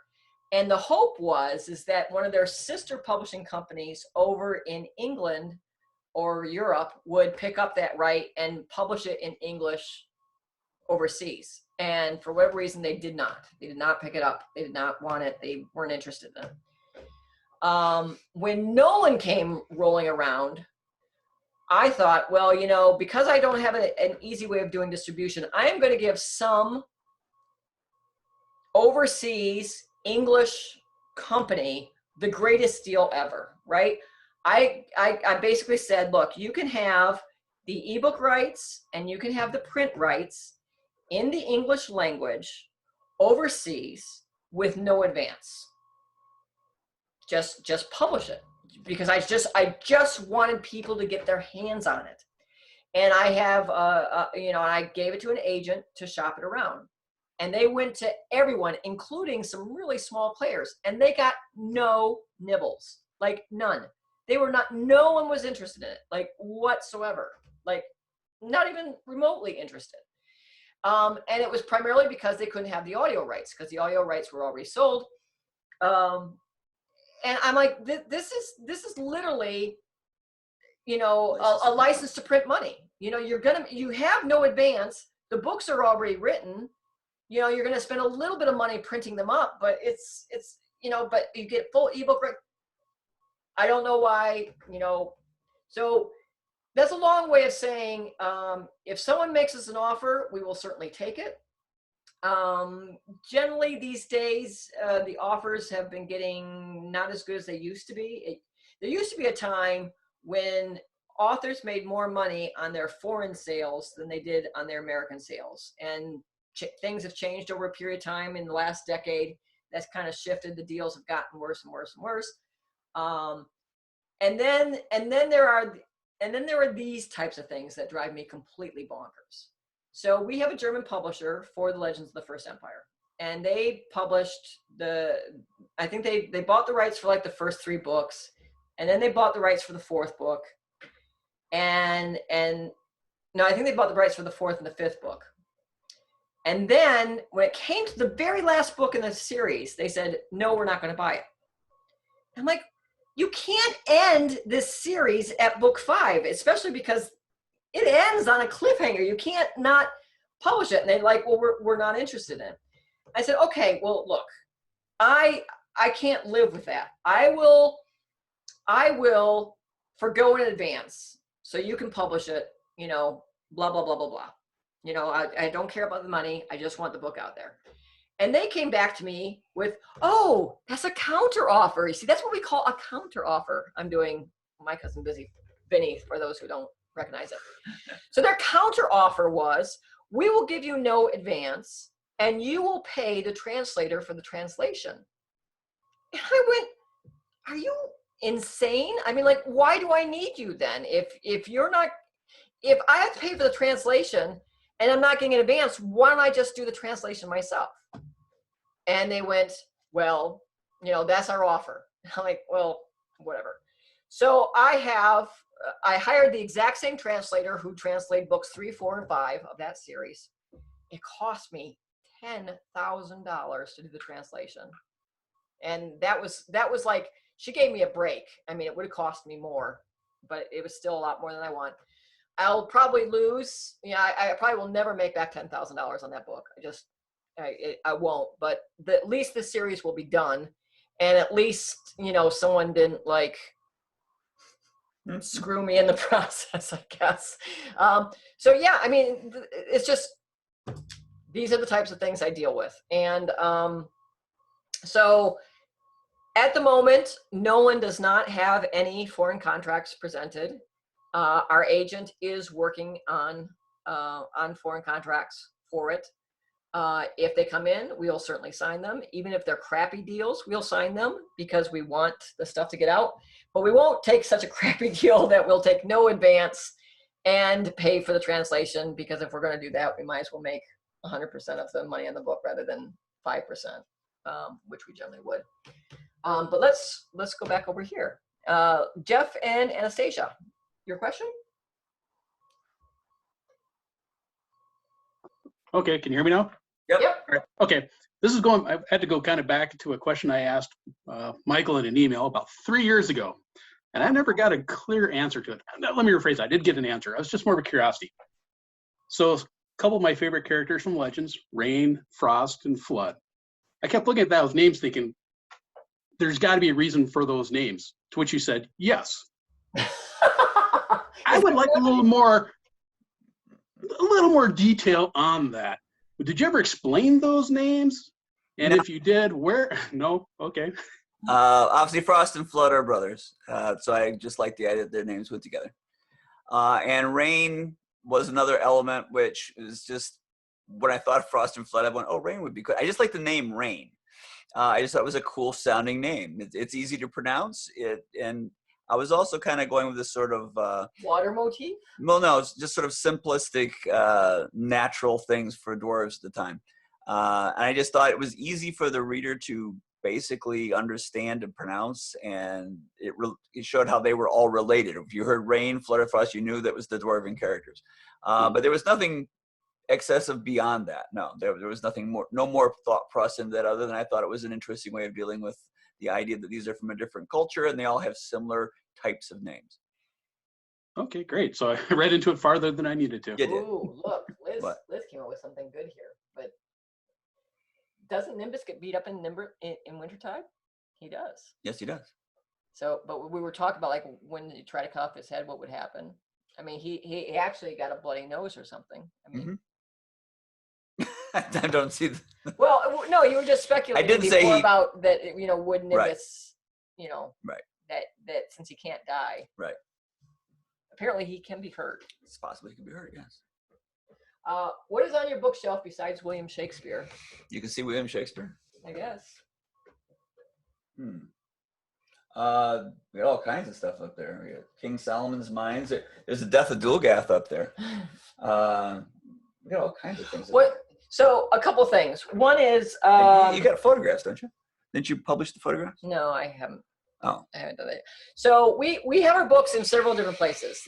Obviously, in Mike's writing room is one place. Then we have a mantle downstairs where we have a lot of the really good ones. A lot of our hubbed spined, and that's why we did hub spines for Nolyn.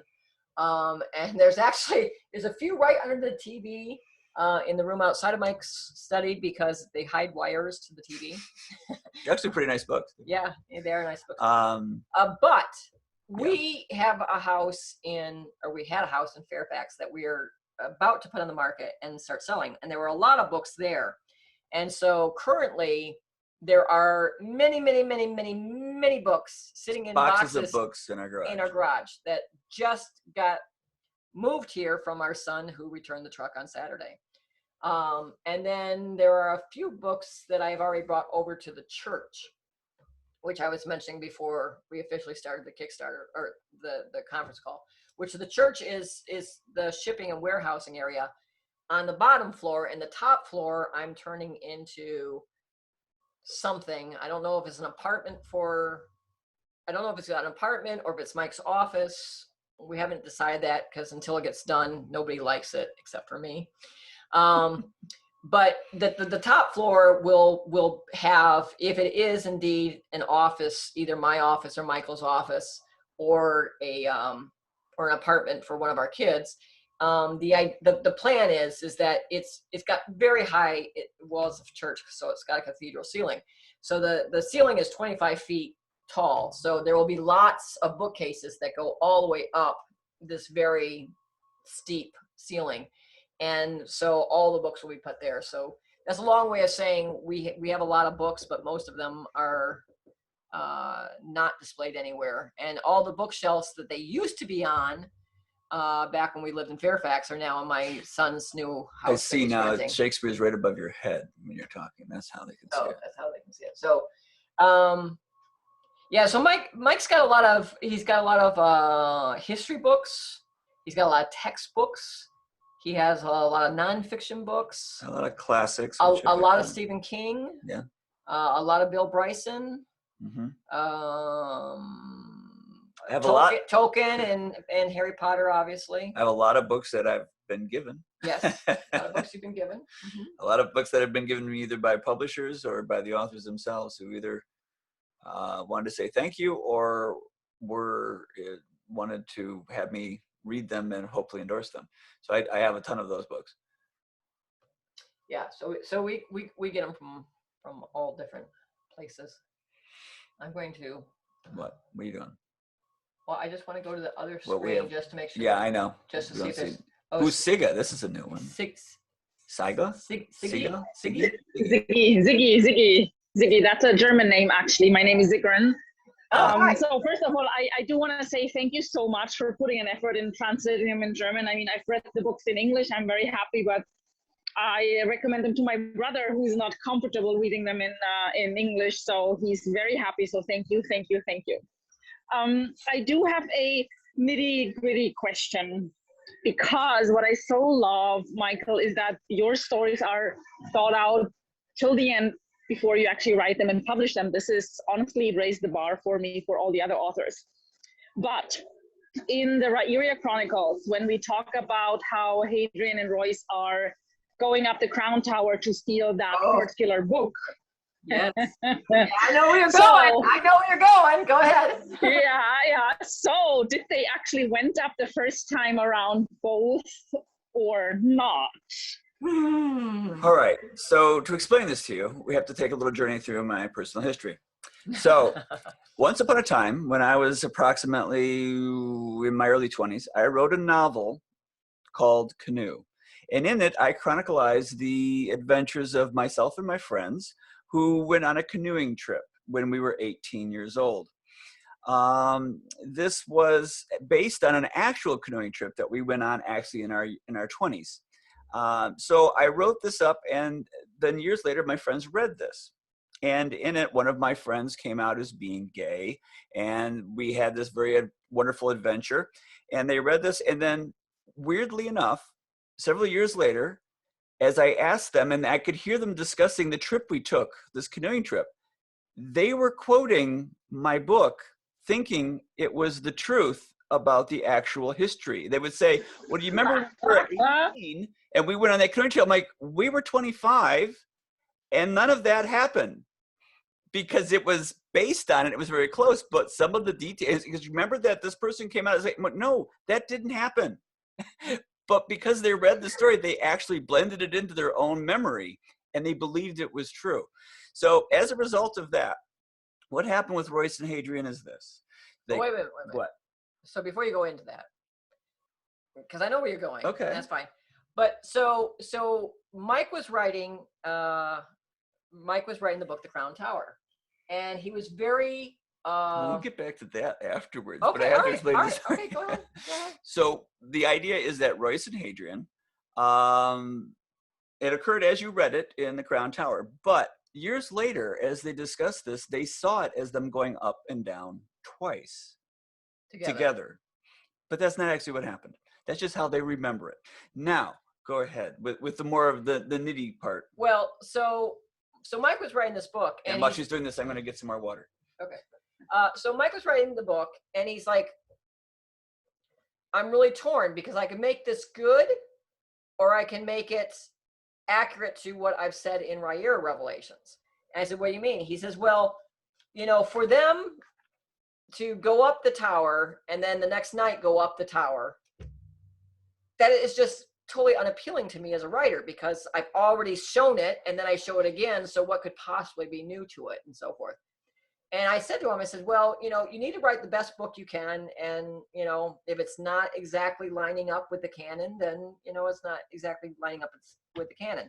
So he wrote The Crown Tower the best way he could. And in that, it was better that Royce went up first by himself, that we did not see on screen. And that when we see them going up together, it's actually the second ascension of the tower. Now, actually, the way I always thought about this, and you're right, the whole canoe thing comes in to play because it's like how I remember it. The way I always thought about this is like, you got Albert Winslow, right, who's out selling the thing for these guys. And one day, Albert starts like... well, there actually was a legend that was brought up about how these thieves went up twice. Right. And that's how it started. And then Albert blew that up. Right. And then Royce and Hadrian began believing their own legend. Right. Yeah, because so Albert's trying to make them look, sound better. So he's like, well, the Crown Tower jewels, the treasure from the Crown Tower was stolen one night and put back the very next night.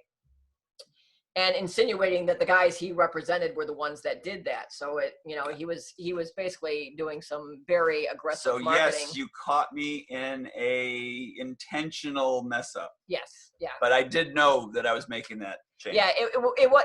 Yeah, sometimes you'll make, sometimes writers will make mess ups because they just forget something. Mike knew that he was violating his own canon, but it was in order to make Rose and Thorn. It would have been a really bad story to have them go up and down together.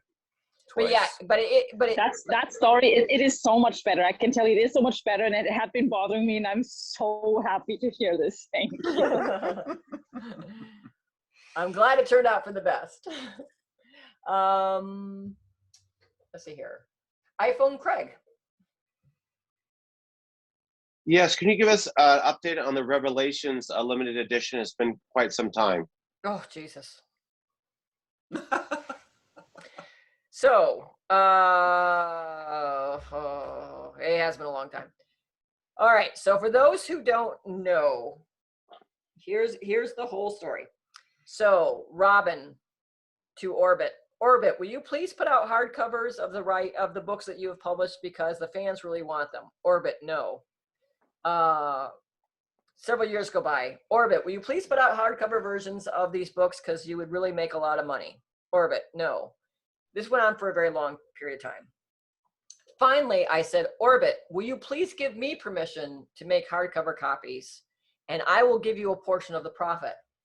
And they said, no. And then I said, if I promise to limit the number of hardcovers I produce, will you allow me to do it? And they said, yes, you can do X number of copies at Y number of price, and you can pay us $20,000 for the privilege. And I said, fine. And I paid the $20,000. So these Riyria things have been, getting the books out. There are going to be hardcovers. We did this very extensive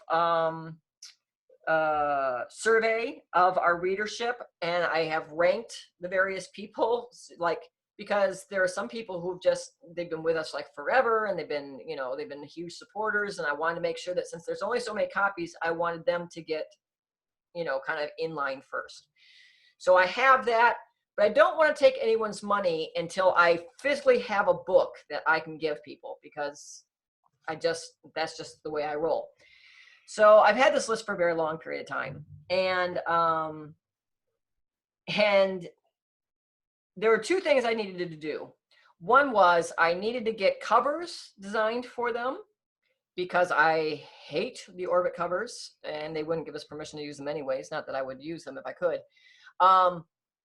And so I hired a company to do covers, and I have covers, and so that's done. But there are two different versions of this thing. There's a regular hardcover, and there's a faux leather hardcover, just like with Nolyn. You got the little design on it, and you got the other one. So Sarah, my daughter, did up a design for the faux leather covers. Unfortunately, she did it in I want to say 6 different colors of ink or something, and it was just astronomical to produce. And I'm like, Sarah, you got to get the colors down. You got to get the colors down.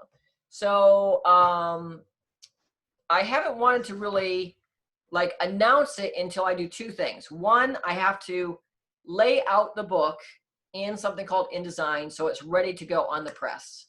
And 2, I need Sarah to get done with the covers, which she has now redone several times. I don't know how many times she's redone them, but I know that just recently when James was out, she showed him her new design. Have you seen that new design? Yes.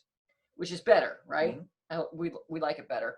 But then she also learned some stuff about doing the Nolyn cover, so she has to change them again. So long and the short of it is, once Sarah gets done doing the cover for Ferdinand, also known as Fairlane, I will get her to do the covers for the limited editions.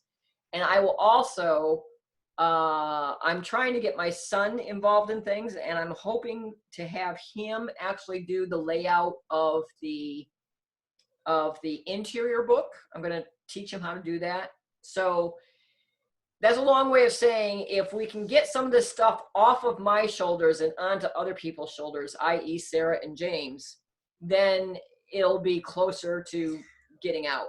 But I work This is a way of saying that Brandon Sanderson has a team of people. He has 7. I have her. He has 7. There's just me. And maybe I should hire some other people. No. The problem is we try to hire people and they don't get the stuff done. And then that's so anyways, it's me. It's all me. It's bottleneck me. Me. I can't, you know, I just have not been able to do it. And I am starting to dig out of things now. I mean, like with Nolyn being shipped, and I've got some things to do for the for 2 Kickstarters ago for the Canadian and the overseas people, and I'm getting this video done now, which is another one of the things that I was promised. And I've got to get Fairlane into beta pretty quickly. But I am getting better at trying not to work 14-hour days, which has typically been what I do. I work 14-hour days, and Mike has tried to get me to work more like 6-hour days. I mean, like a human being, ideally. And there's just only so many hours in the day, and it's me. So yes, it's totally on me. The other thing that's kind of complicated matters, and this is probably like TMI, but there is something that I do now that is really, really, really important to me, and it is very, very time consuming, but it has taken a number of hours out of my day, and that is I do a tremendous amount of physical activity that I haven't done in the past, to the order of several hours of my day is taken out with physical activity. And that has resulted in me losing 98 pounds over the last year. So I've lost 98 pounds. Thank you very much. which also gives her more energy. Which gives me more energy. Like for instance, like today, like right now, we are going bike riding every day right after lunch. And that's an hour out of my day. Like boom, it's gone. And then there's an hour of me recovering from the hour of bike riding. So that's 2 hours out of my day. So there are some things that are coming out of my schedule to make me live longer. Cause there was a time a little over a year ago where I was not healthy at all. And Mike was like seriously wondering like, can you continue to exist the way you are? Because I moved from my bed to my couch, which was 10 steps away. And I would sit there for 14 to 16 hours working. And that's all I did. And there was nothing Mike could do to dissuade me from it. And if you want to know what the big secret was, it was COVID. I was convinced that if I would catch COVID, I would die. And so I decided, I went to a doctor and I got on a weight loss program, and I now do a lot of exercising, which reminds me, if this can go on for as long as we want, but the Taskmaster Fitbit of mine will make me finish another 1,112 steps before midnight. And it is not uncommon for me to be leaving this house at 10:30 and running up Baltimore Hill to get my last couple thousand steps. It drives Mike crazy because when I'm out in the middle of the night, he's like worried about me getting hit by a car. But it's like, well, I've been working all day, and I am now on a 53-day step streak, where for 53 days I've done at least 10,000 steps a day. This drives her crazy. It's like, it doesn't matter how many calories she burns. It's just the steps. My son was here this weekend, and like I said, we spent a huge amount of time with him. Well, during a huge amount of that time, I was literally walking in circles around our living room so that I could get my steps in, so I could still be with him because he was in the living room and we were talking and, like hanging out. But I paced in the living room for 3 hours so I could get 5 miles in. It was just like, I didn't get any active minutes that day, but I did do it. So, what was the question you were answering? Long story. When will the hardcovers be ready for Riyria Revelations? I am working less than I used to work. I am taking time out to exercise and lose my weight, and those have to be priority one. And then I will get to the hardcovers when I can get to them. I guess the point is that we've already paid a huge amount of money for these things. So if anyone's going to be disappointed if they don't come out, it'll be us. Yeah. Well, no, they want them. I want them. I know they want them. I want them too. But we are closer. I mean, the fact that I have the covers done for the dust jackets. That was one of the big sticklers before. That was one of the big sticklers. And Oh, and we went round and round and round and round and round. I mean, Mike couldn't find anything that he liked, and I couldn't find anything I liked, and it was just. Is there anything on the other page? So, anyways, that's the whole sort of tale about that. No, here. What? Oh, sorry. I hate being the bottleneck. I despise being the. Okay, so let's go to. There was Liz. Liz, where are you, Liz? Hello. So I have 5 questions this time. I apologize. But they're plot questions, so most of them will get thrown out by Michael anyway. Okay, so first, I was just curious because we were talking about the dwarves. Rain, Frost, and Flood. Are their names runic? Or are they like the way they say it, it's like because Rain, Frost, and Flood are obviously like words that the runes used. Oh, I see what you're saying. So unfortunately, I do believe they introduced themselves, so that would be their name. Okay. Next, in Avampartha, Marvin Pickering says there were 5 Teshlor disciplines, and then as we know from Nolyn, I think Nolyn says that there's 7, and I was just curious about why that was, because I think I was discussing with someone, and they were saying, oh, it could be because there are 5 bladed Teshlor disciplines, and I was just wondering your thoughts on that. That's correct. And you know, okay. You already know what they are. What? I was explaining to Nolyn. Yeah. Okay. You just said they were bladed. They were the ones that came like archery and things came at a later date. But that was added through the history. Oh, so what you're saying is there were the original 5. There was the original 5 from the Galantians, correct. And then as time went on. Yeah, the last one that people didn't introduce was Nephron because he was never actually training anyone, and then there was Moya. So there was some bladed things going on there, and there's more history there that you're also going to find out about, which is like the Order of the Fall, which is something else that was mentioned in the Riyria Revelations, but you're going to find out more about in Ezra Hutton as well. I feel like this is the action round. Bing, next. Wait, going back to that one really quick. So when you said the 5, there were actually 7 plus the 2. I think it should be in Nolyn. I'd have to swipe right, clear off my screen. You have a quick line where it's like, and those 2 were added later, but never mind. Like Nolyn, he's talking exactly like you, which I love. Like, there were 5, but there were 2 next. Yes, pretty much. I have the notes. I've looked them up, but off the top of my head, I can't quite remember exactly what all of them were. But I do believe I do mention them in Nolyn, and they will be probably in more detail, I think, in Ezra Hutton, because you'll actually see something of the Teshlor training and that kind of thing. Cool. Okay.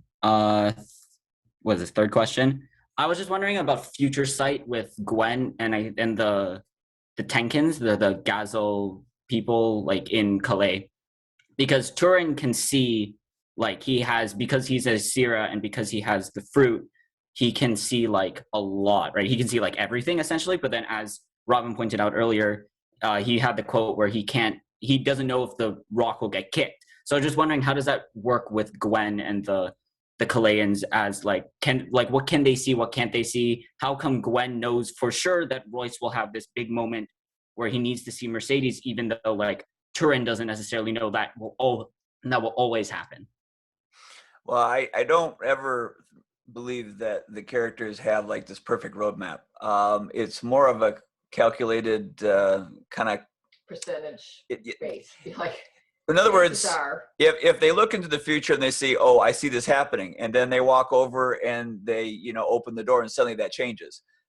Because any little thing can change from time to time. So they have to kind of guesstimate that if all things remain exactly the same, this could be the outcome.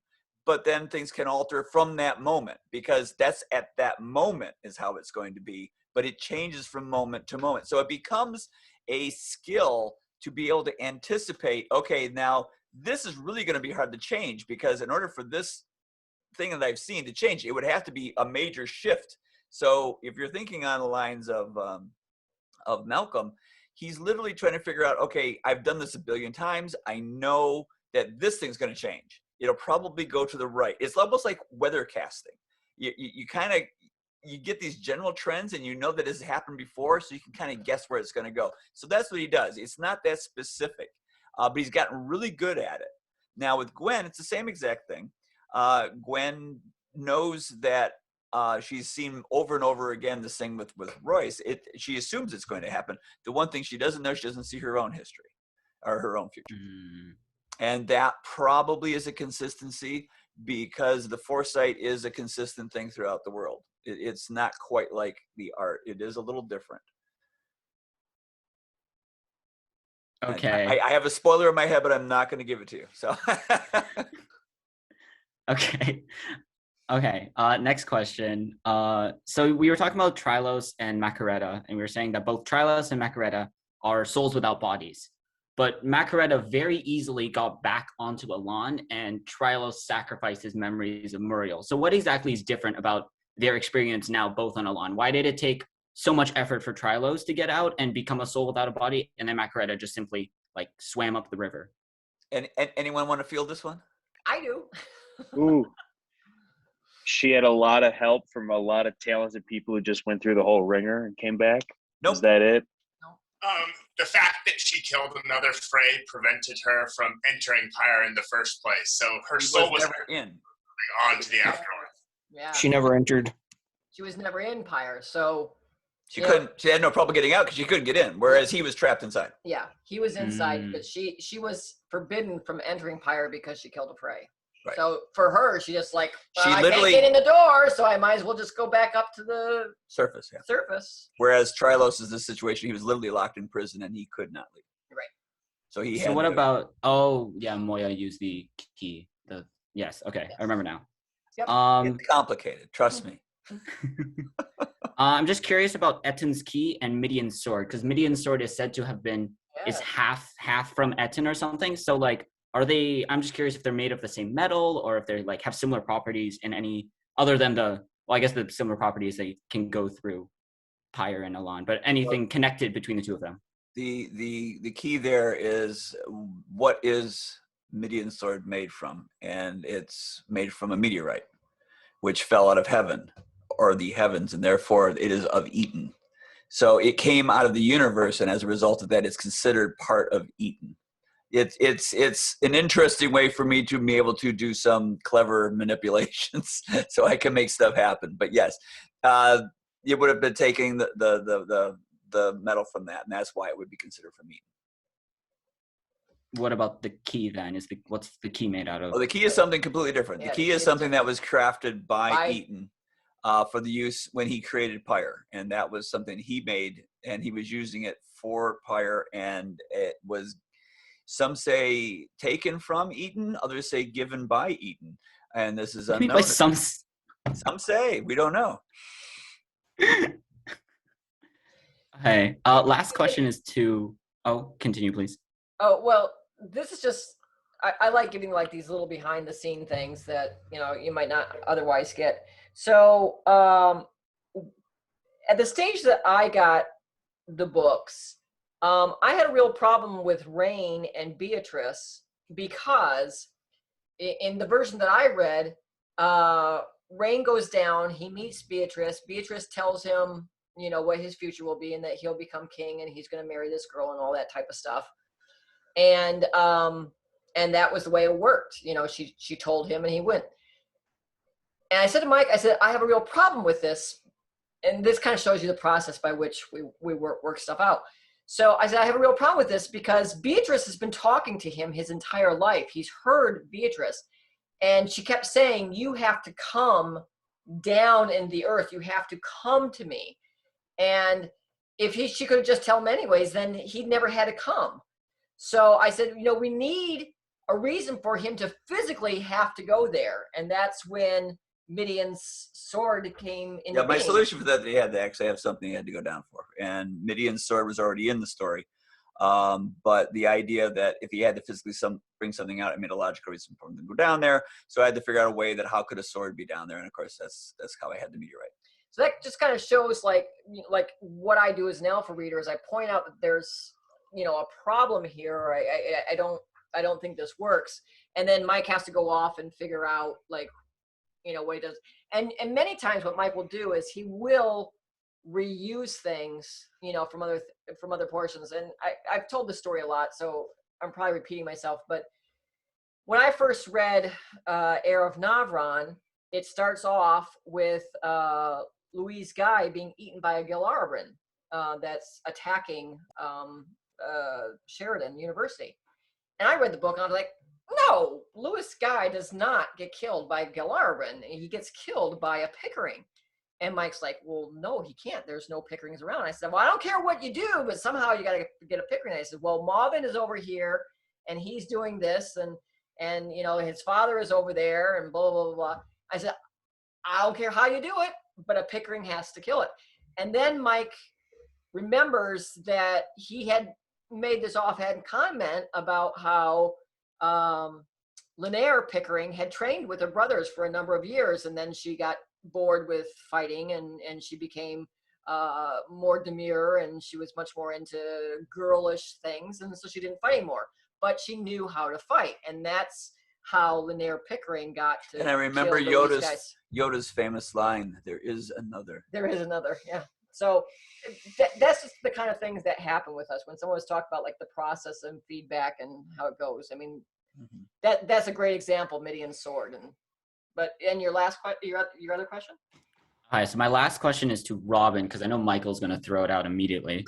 So I think a lot of us have been alluding to this new theory that we have, is that Gilarabryn is eaten, and I want Robin's idea on I that. have no idea. I have no idea.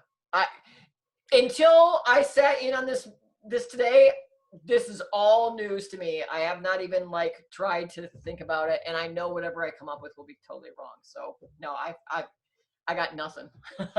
I got nothing for you on that. I wish I did. I don't think things. I need time to process. Like I just, like, you can say something to Mike and he would be like, oh, I can do that and that and that, and I can connect this, and I can take this thread and I can knit this all up. It's like, you know, I have my senior moments. I can hardly remember how things go together. It's so. really obnoxious because I'll be conceptualizing in the living room and she'll unexpectedly come home. And if I could illustrate it, it would be fantastic. It would be a great Disney type show, because there's these massive, like, I don't know, universes, and they're exploding and planets are coming into being and people are being born and living and dying. And then she'll open the door and it all goes, I'm like, hi, hon. It's all gone. She's like, did I interrupt something? I said, no. No, just the entire creation of the universe. It doesn't matter. I'm going to go over here and grab a couple questions. One is, which authors are an influence to you?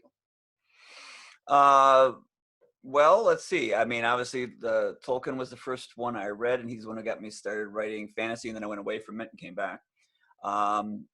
Second, probably Stephen King was probably the most significant one. He taught me a lot about how to do characterization.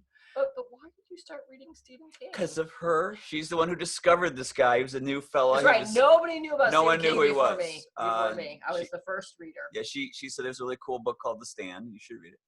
No, actually, at the time, it was Salem's Lot. No. You were presently reading The Dead Zone, but your favorite was The Stand, and you said I should try that one. Oh, okay.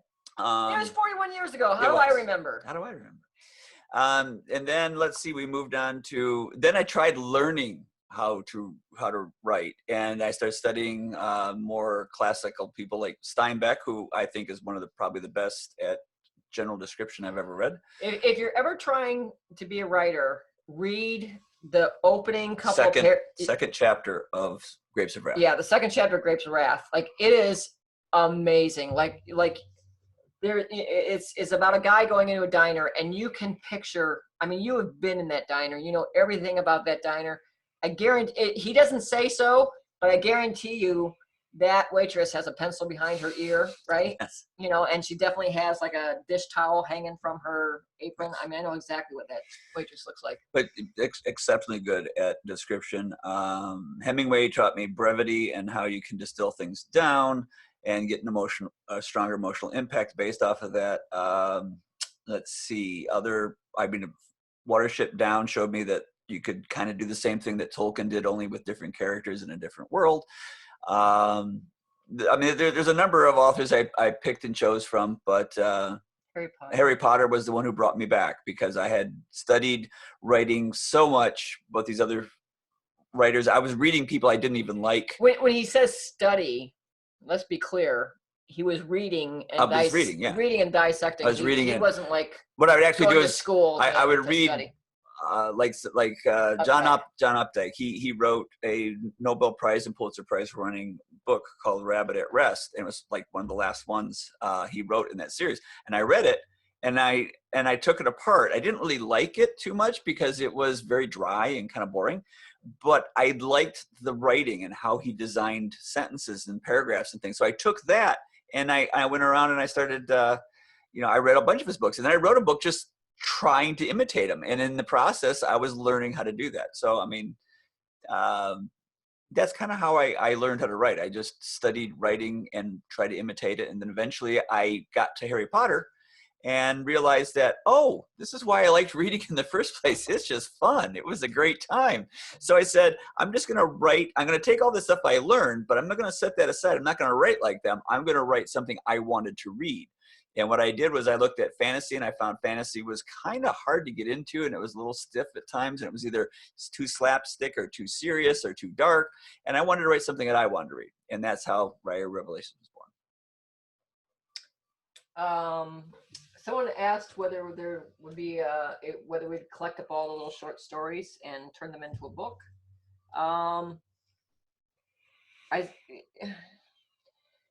Short stories are weird for me because we generally write short stories for odd purposes. She always comes to me and says, will you write a short story like this? I'm like, well, why? She goes, well, there's a reason. So the very first short story I ever had Mike write was The Viscount and the Witch. And the reason why that short story came into being was Orbit had purchased the series from Michael. And there was a small window of time when all of his self-published books had to be taken off the market. And although the Orbit pages were up for pre-order, no one could actually buy and read his books. So there was like this dead zone where there was none of Mike's stuff out there. So I made him write the short story, The Viscount and the Witch, so that we would have something that we could put on the markets, just so there would be something, he would have something to sell. And then a lot of the short stories we do for one of two purposes. Either we're doing it as a charity for someone, like we wrote a story for Sean Speakman to help him get out of his medical debt. And there was a Hurricane Katrina anthology that was being put together, so we wrote a short story for that. And there are a couple other various authors who came to us saying, I'm doing this for this purpose. Will you write a short story? So we've done them for that. And then the other reason why we've done them is, quite frankly, for marketing. Because when Legends of the First Empire came out, I really wanted a Suri and Meena story because they were two of my favorite characters. Now, Mike did not want the people to be exposed to Suri and Meena before the books were available for Suri and Meena. But after the books started getting published and they were out in the world, then he wrote the, Pile of Bones, which was a Suri and Meena story, which is kind of gives like Easter eggs for people who have read the story. So I use short stories as a way of, giving people an easily digestible way to get familiar with Michael's writing, and then hopefully but also they will. Also, we use them a lot. We give them away for other people to promote. Yeah. That's what I said, for the charities. I was reading what over here. This is an interesting. Didn't Gwen see what she saw because she read Turin's Future pre-Crown Tower? Wasn't that her mother? And well, two things. That was her mother that supposedly read Turin's Future, and Turin lied. That's true. He does that. Yeah, he asked him. Which is why she says, why didn't, she never would charge that much. And he's like, well, it was a really good Future. He was completely lying. Yeah. Anyways, we were talking about short stories. Right. So all I'm saying is the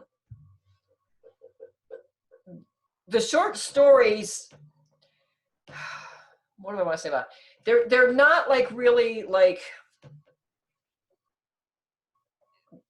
they're not really developed. He's not a short story writer, there are writers who know how to write short stories that they just work well in that medium. We usually have them for a charity or for a promotional thing, but you know, we don't really have them for purchase. So I just never turned my attention to, like, I guess, the monetization of short stories, because we don't ever monetize them. We either give them away for free or we do them for charity for free, but they're not a money making thing. At some point, I might put it together and maybe give it away for free. I don't know, because there's a number of things in the short stories now that are developing into important information that Certainly in readers should Pile know. of Bones. Pile of Bones actually has some important information that It does. readers of the series would be interested in having. Right. But the Viscount and the Witch and the Jester, But they're all free. I mean, you can download Pile of Bones at will. I mean, it's on, what is it? Audible, right? well, it used to be free on Audible, but they only had it free for a certain period of time. It's now, but on Audible right now, the Viscount and the Witch and the Jester are there for free, and they have been like for forever. Right. And actually, that's really done well for us. I think we've had something like 600,000 downloads of those stories over the years. So that was one of my more brilliant marketing. Thank you. Brilliant marketing things. No one is nodding or yawning yet. Oh, so Brent and Lauren Duggar. We haven't heard from them. Oh, hi, Brent. Or Laura. Lauren? I'm Lauren. First of all, thank you so much for doing this. I can't tell you how much I appreciate it. And secondly, I have a question, and I don't see how the answer can be no, but every time I read Revelations, I build up in my head about how epic the encounter must be for Royce and Hadrian in Drummondor. And so I just want is it really going to be as epic as I think it is and have built up in my head? What, the new book? Yeah, the Drummondor. Yeah. Yes. Yeah, unfortunately, see, I don't actually want to write Drummondor. Yeah. Oh, please do.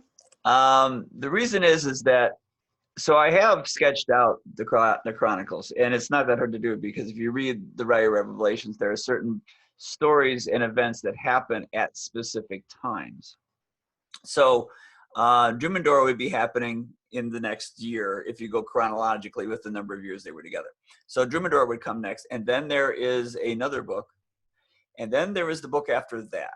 And the book after that's the one I really want to write, because that's the really exciting one that everyone would be really interested in. And ties into a lot of stuff. And since we can talk about spoilers here, because it works great, it would cover the time period when Mercy is born. It would cover the time period when Royce and Hadrian are locked up in Blythen Castle. And there are a number of Arcadius starts becoming involved. So all this stuff, it's a very interesting. It's also the same year that Arista would be going to Sheridan for the first time. So there's a lot of really cool things that are going on in that story, and a lot of things that should be explained about how is it possible that Gwen and Arista don't see each other, and so on and so forth. But there's even more important stuff than that happening at Blythen Castle. But go ahead. By the way, so in my late night walks, I'm generally listening to old audiobooks of Michael, and I've just recently been listening to The Death of Dulgath and the Disappearance of Winter's Daughter. And as I'm sure happens to you all, there are certain things that come up that I didn't realize at the time until I go back and re-listen. And if you haven't read The Death of Dulgath recently, you really should, especially after Nolyn, because Bran comes up a lot in The Death of Dulgath. He's talked about a lot in The Death of Dulgath. And then in The Disappearance of Winter's Daughter, there is, I'm going to screw this up, Falkirk? Mm-hmm. Falkirk. Who was the first disciple of Bran, which I was, see, when I read that, I didn't even know there was a Bran. I didn't even know, I thought Bran was like a bastardization of Bryn, you know, kind of like Maribor is a bastardization of Born Amari. So I thought Bran was just a fabrication that people got Bryn wrong and they turned him into a man. So there are some hints that's going on in there, and Blythe Castle comes up. Evelyn talks about Blythe Castle a lot. And so when I've been listening, I'm like, whoa, wait a minute, let's roll that back a little bit. What's going on here? So there's a lot going on in those two books. I would actually suggest you wait until you've finished Fairlane and Ezra Haddon, because then you're really going to need to reread Winter's Daughter, because that's going to make a lot more sense. Yeah, it's just it's really interesting that, I mean, shoot, he's got like things planted. Yes. Very far back. Well, you should have figured this out when you got to the end of Winter's Daughter, and there was a loose end. Well, I knew there was this tomb that the big battle takes place of, and I knew that I was like, there's somebody, but it was much worse than that, because the diary, there's an unexplained death. Well, there's an unexplained death, and there's also the diary comes up again. Yes, there's the diary, which has constantly been running through most of the chronicles, but there's this unexplained death, and then of course you have Royce and Hadrian saying we're never coming back to this place again. Yeah, which means they're definitely coming back to that place. So, I mean, there's a lot of things that I purposely left unhooked there, because I was planning on coming back to Blythen Castle and showing that episode where Mercy gets born. But it also ties into the series I'm writing now. So, literally, that book can't be written until Ezra Haddon comes out, or it won't make much sense to you. So, that's a long way of him saying he's more excited about writing the book, 2 books after Drumendor than Drumendor. But at the same time, I can't release that book until you guys have read Ezra Haddon. So I do have a little while. I could try and do Drumendor. But Drumendor is boring. No one wants to read Drumendor. You already saw them go up Drumendor, didn't you? You don't want to see it again. Well, that's the problem. It's the old Crown Tower thing. Yeah. It's the old. It's boring. It's the. I'd have to come up with something truly interesting there before that book would be worthwhile. Here's what has to happen. Mike just has to like noodle on it for a while, and he will come up with something really cool, and then he'll get really excited about Drumendor. But at the moment, he's got Ezra Haddon in his head, he's got Blythe Castle in his head, and he's got this whole new thing, this post-Revelations thing that's in his head. So he's very excited about those shiny toys, and he just needs to find the shine on Drumendor, and then he'll get to it. I know you can do it. I know you can do it, little unicorn. Not sure from Nolyn. Huh? From Nolyn, it's like, I know you'd be great. No, I was thinking about the unicorn from Disappearance of Winter's Daughter. Oh, yes. If you ever call me a unicorn again. She likes to quote me. Yes. To me. All right, and Josiah. Hey, I had actually 2 questions that I thought of from questions other people asked. One was with Eaton's Key. When Elan is talking to Bryn, she says something about how even now she doesn't know if Eaton knows why she wanted the key. Is that something that was kind of explained through the events of Age of Death and Age of Empire, or is that something that's still open? That's something that's still open. Okay. Again, I won't even try to ask about it. Liz loves this. It's like someone else got shut down. That's cool. And then the second question I have was for dragons. Really, I think the only dragons we see, one in Pyre and the other one in Traditions, the short story. Obviously, dragons were pre the story that I'm writing, Revelations, and it doesn't show up in the other part. So those things were already extinct at the time of Legend of the First Empire. Oh, they're extinct. Okay. Yes. That's why you don't see them anymore. They shouldn't say extinct. It's known. There's no known existence of it anymore. We have no idea what's in the Westerlands or in the Stremnadon up north. I mean, who knows what's up there? And we've never sailed south. But yeah, as far as the people know in the world, there are no existing dragons anymore. But they supposedly did exist. There were at least 2. Well, was Nephron just boasting about killing one? Well, there were 2. There was actually it might have been the same one. The one that Bran or not? Yeah, the other Bran. There are 2 Brans in the book, and Bran of Odian and those guys, when they first came over from the old world to the new world, there was a dragon that they had to kill, which is probably the same one that they fight in Pyre. I'm really glad to hear someone bring up Traditions. That's a really who the heck read Traditions? Holy that's a really crap. old story. That's almost as bad as someone saying they read Hollow World. Yeah. Although I noticed that in the chat, Sylvia was commented that she had the poster behind her head. No one here has read Hollow World, right, other than Sylvia? Some people have, I'm sure. It's been in the Kickstarters. Yes, we have. Yeah, because Albert showed up in there. Say what? Albert shows up in there. Yeah, so does Gwen. Albert Winslow. Yeah, so does Gwen.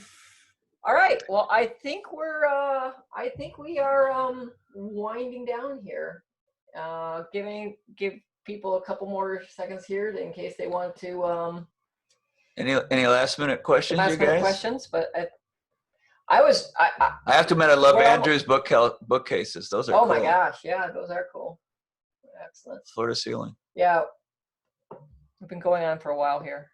Oh, yeah. Liz's hands raised. Again? Liz, what the heck do you have now? I'm sorry. I was like, you got me panicked. You're like, oh, does anyone have any other questions? I'm like, oh shoot, I should have a question. Where's coffee? Where's coffee, like coffee beans, found in Elan? I'm just curious because at some point, Hadrian, I was listening to it, and Hadrian's like, oh, don't give me a beer, give me coffee. I need to get over the hangover. And I was like, oh, where do they get coffee from? I would venture to guess it comes from Calais, but that's just my guess. You don't have to guess. It's in the books. Is it? Yeah, you're not paying attention. You're looking for Sheriff Mallet. Anyone tell me where Sheriff Mallet's from? So Sheriff Mallet is from the Crown Tower. He's looking at notes over here, Dominic. He's like, where is this? Sheriff Mallet is from the Crown Tower. He is the guy who Hadrian reports the murder of the barge to. And he's making coffee. He is making discuss coffee. Where it's from, and yes, it's from Calais. That's where Hadrian used to have it quite frequently in the coffee shops back in Calais. There's also a comment about that in Winter's Daughter, I believe. I was going to say, I think it's also discussed in Winter's Daughter.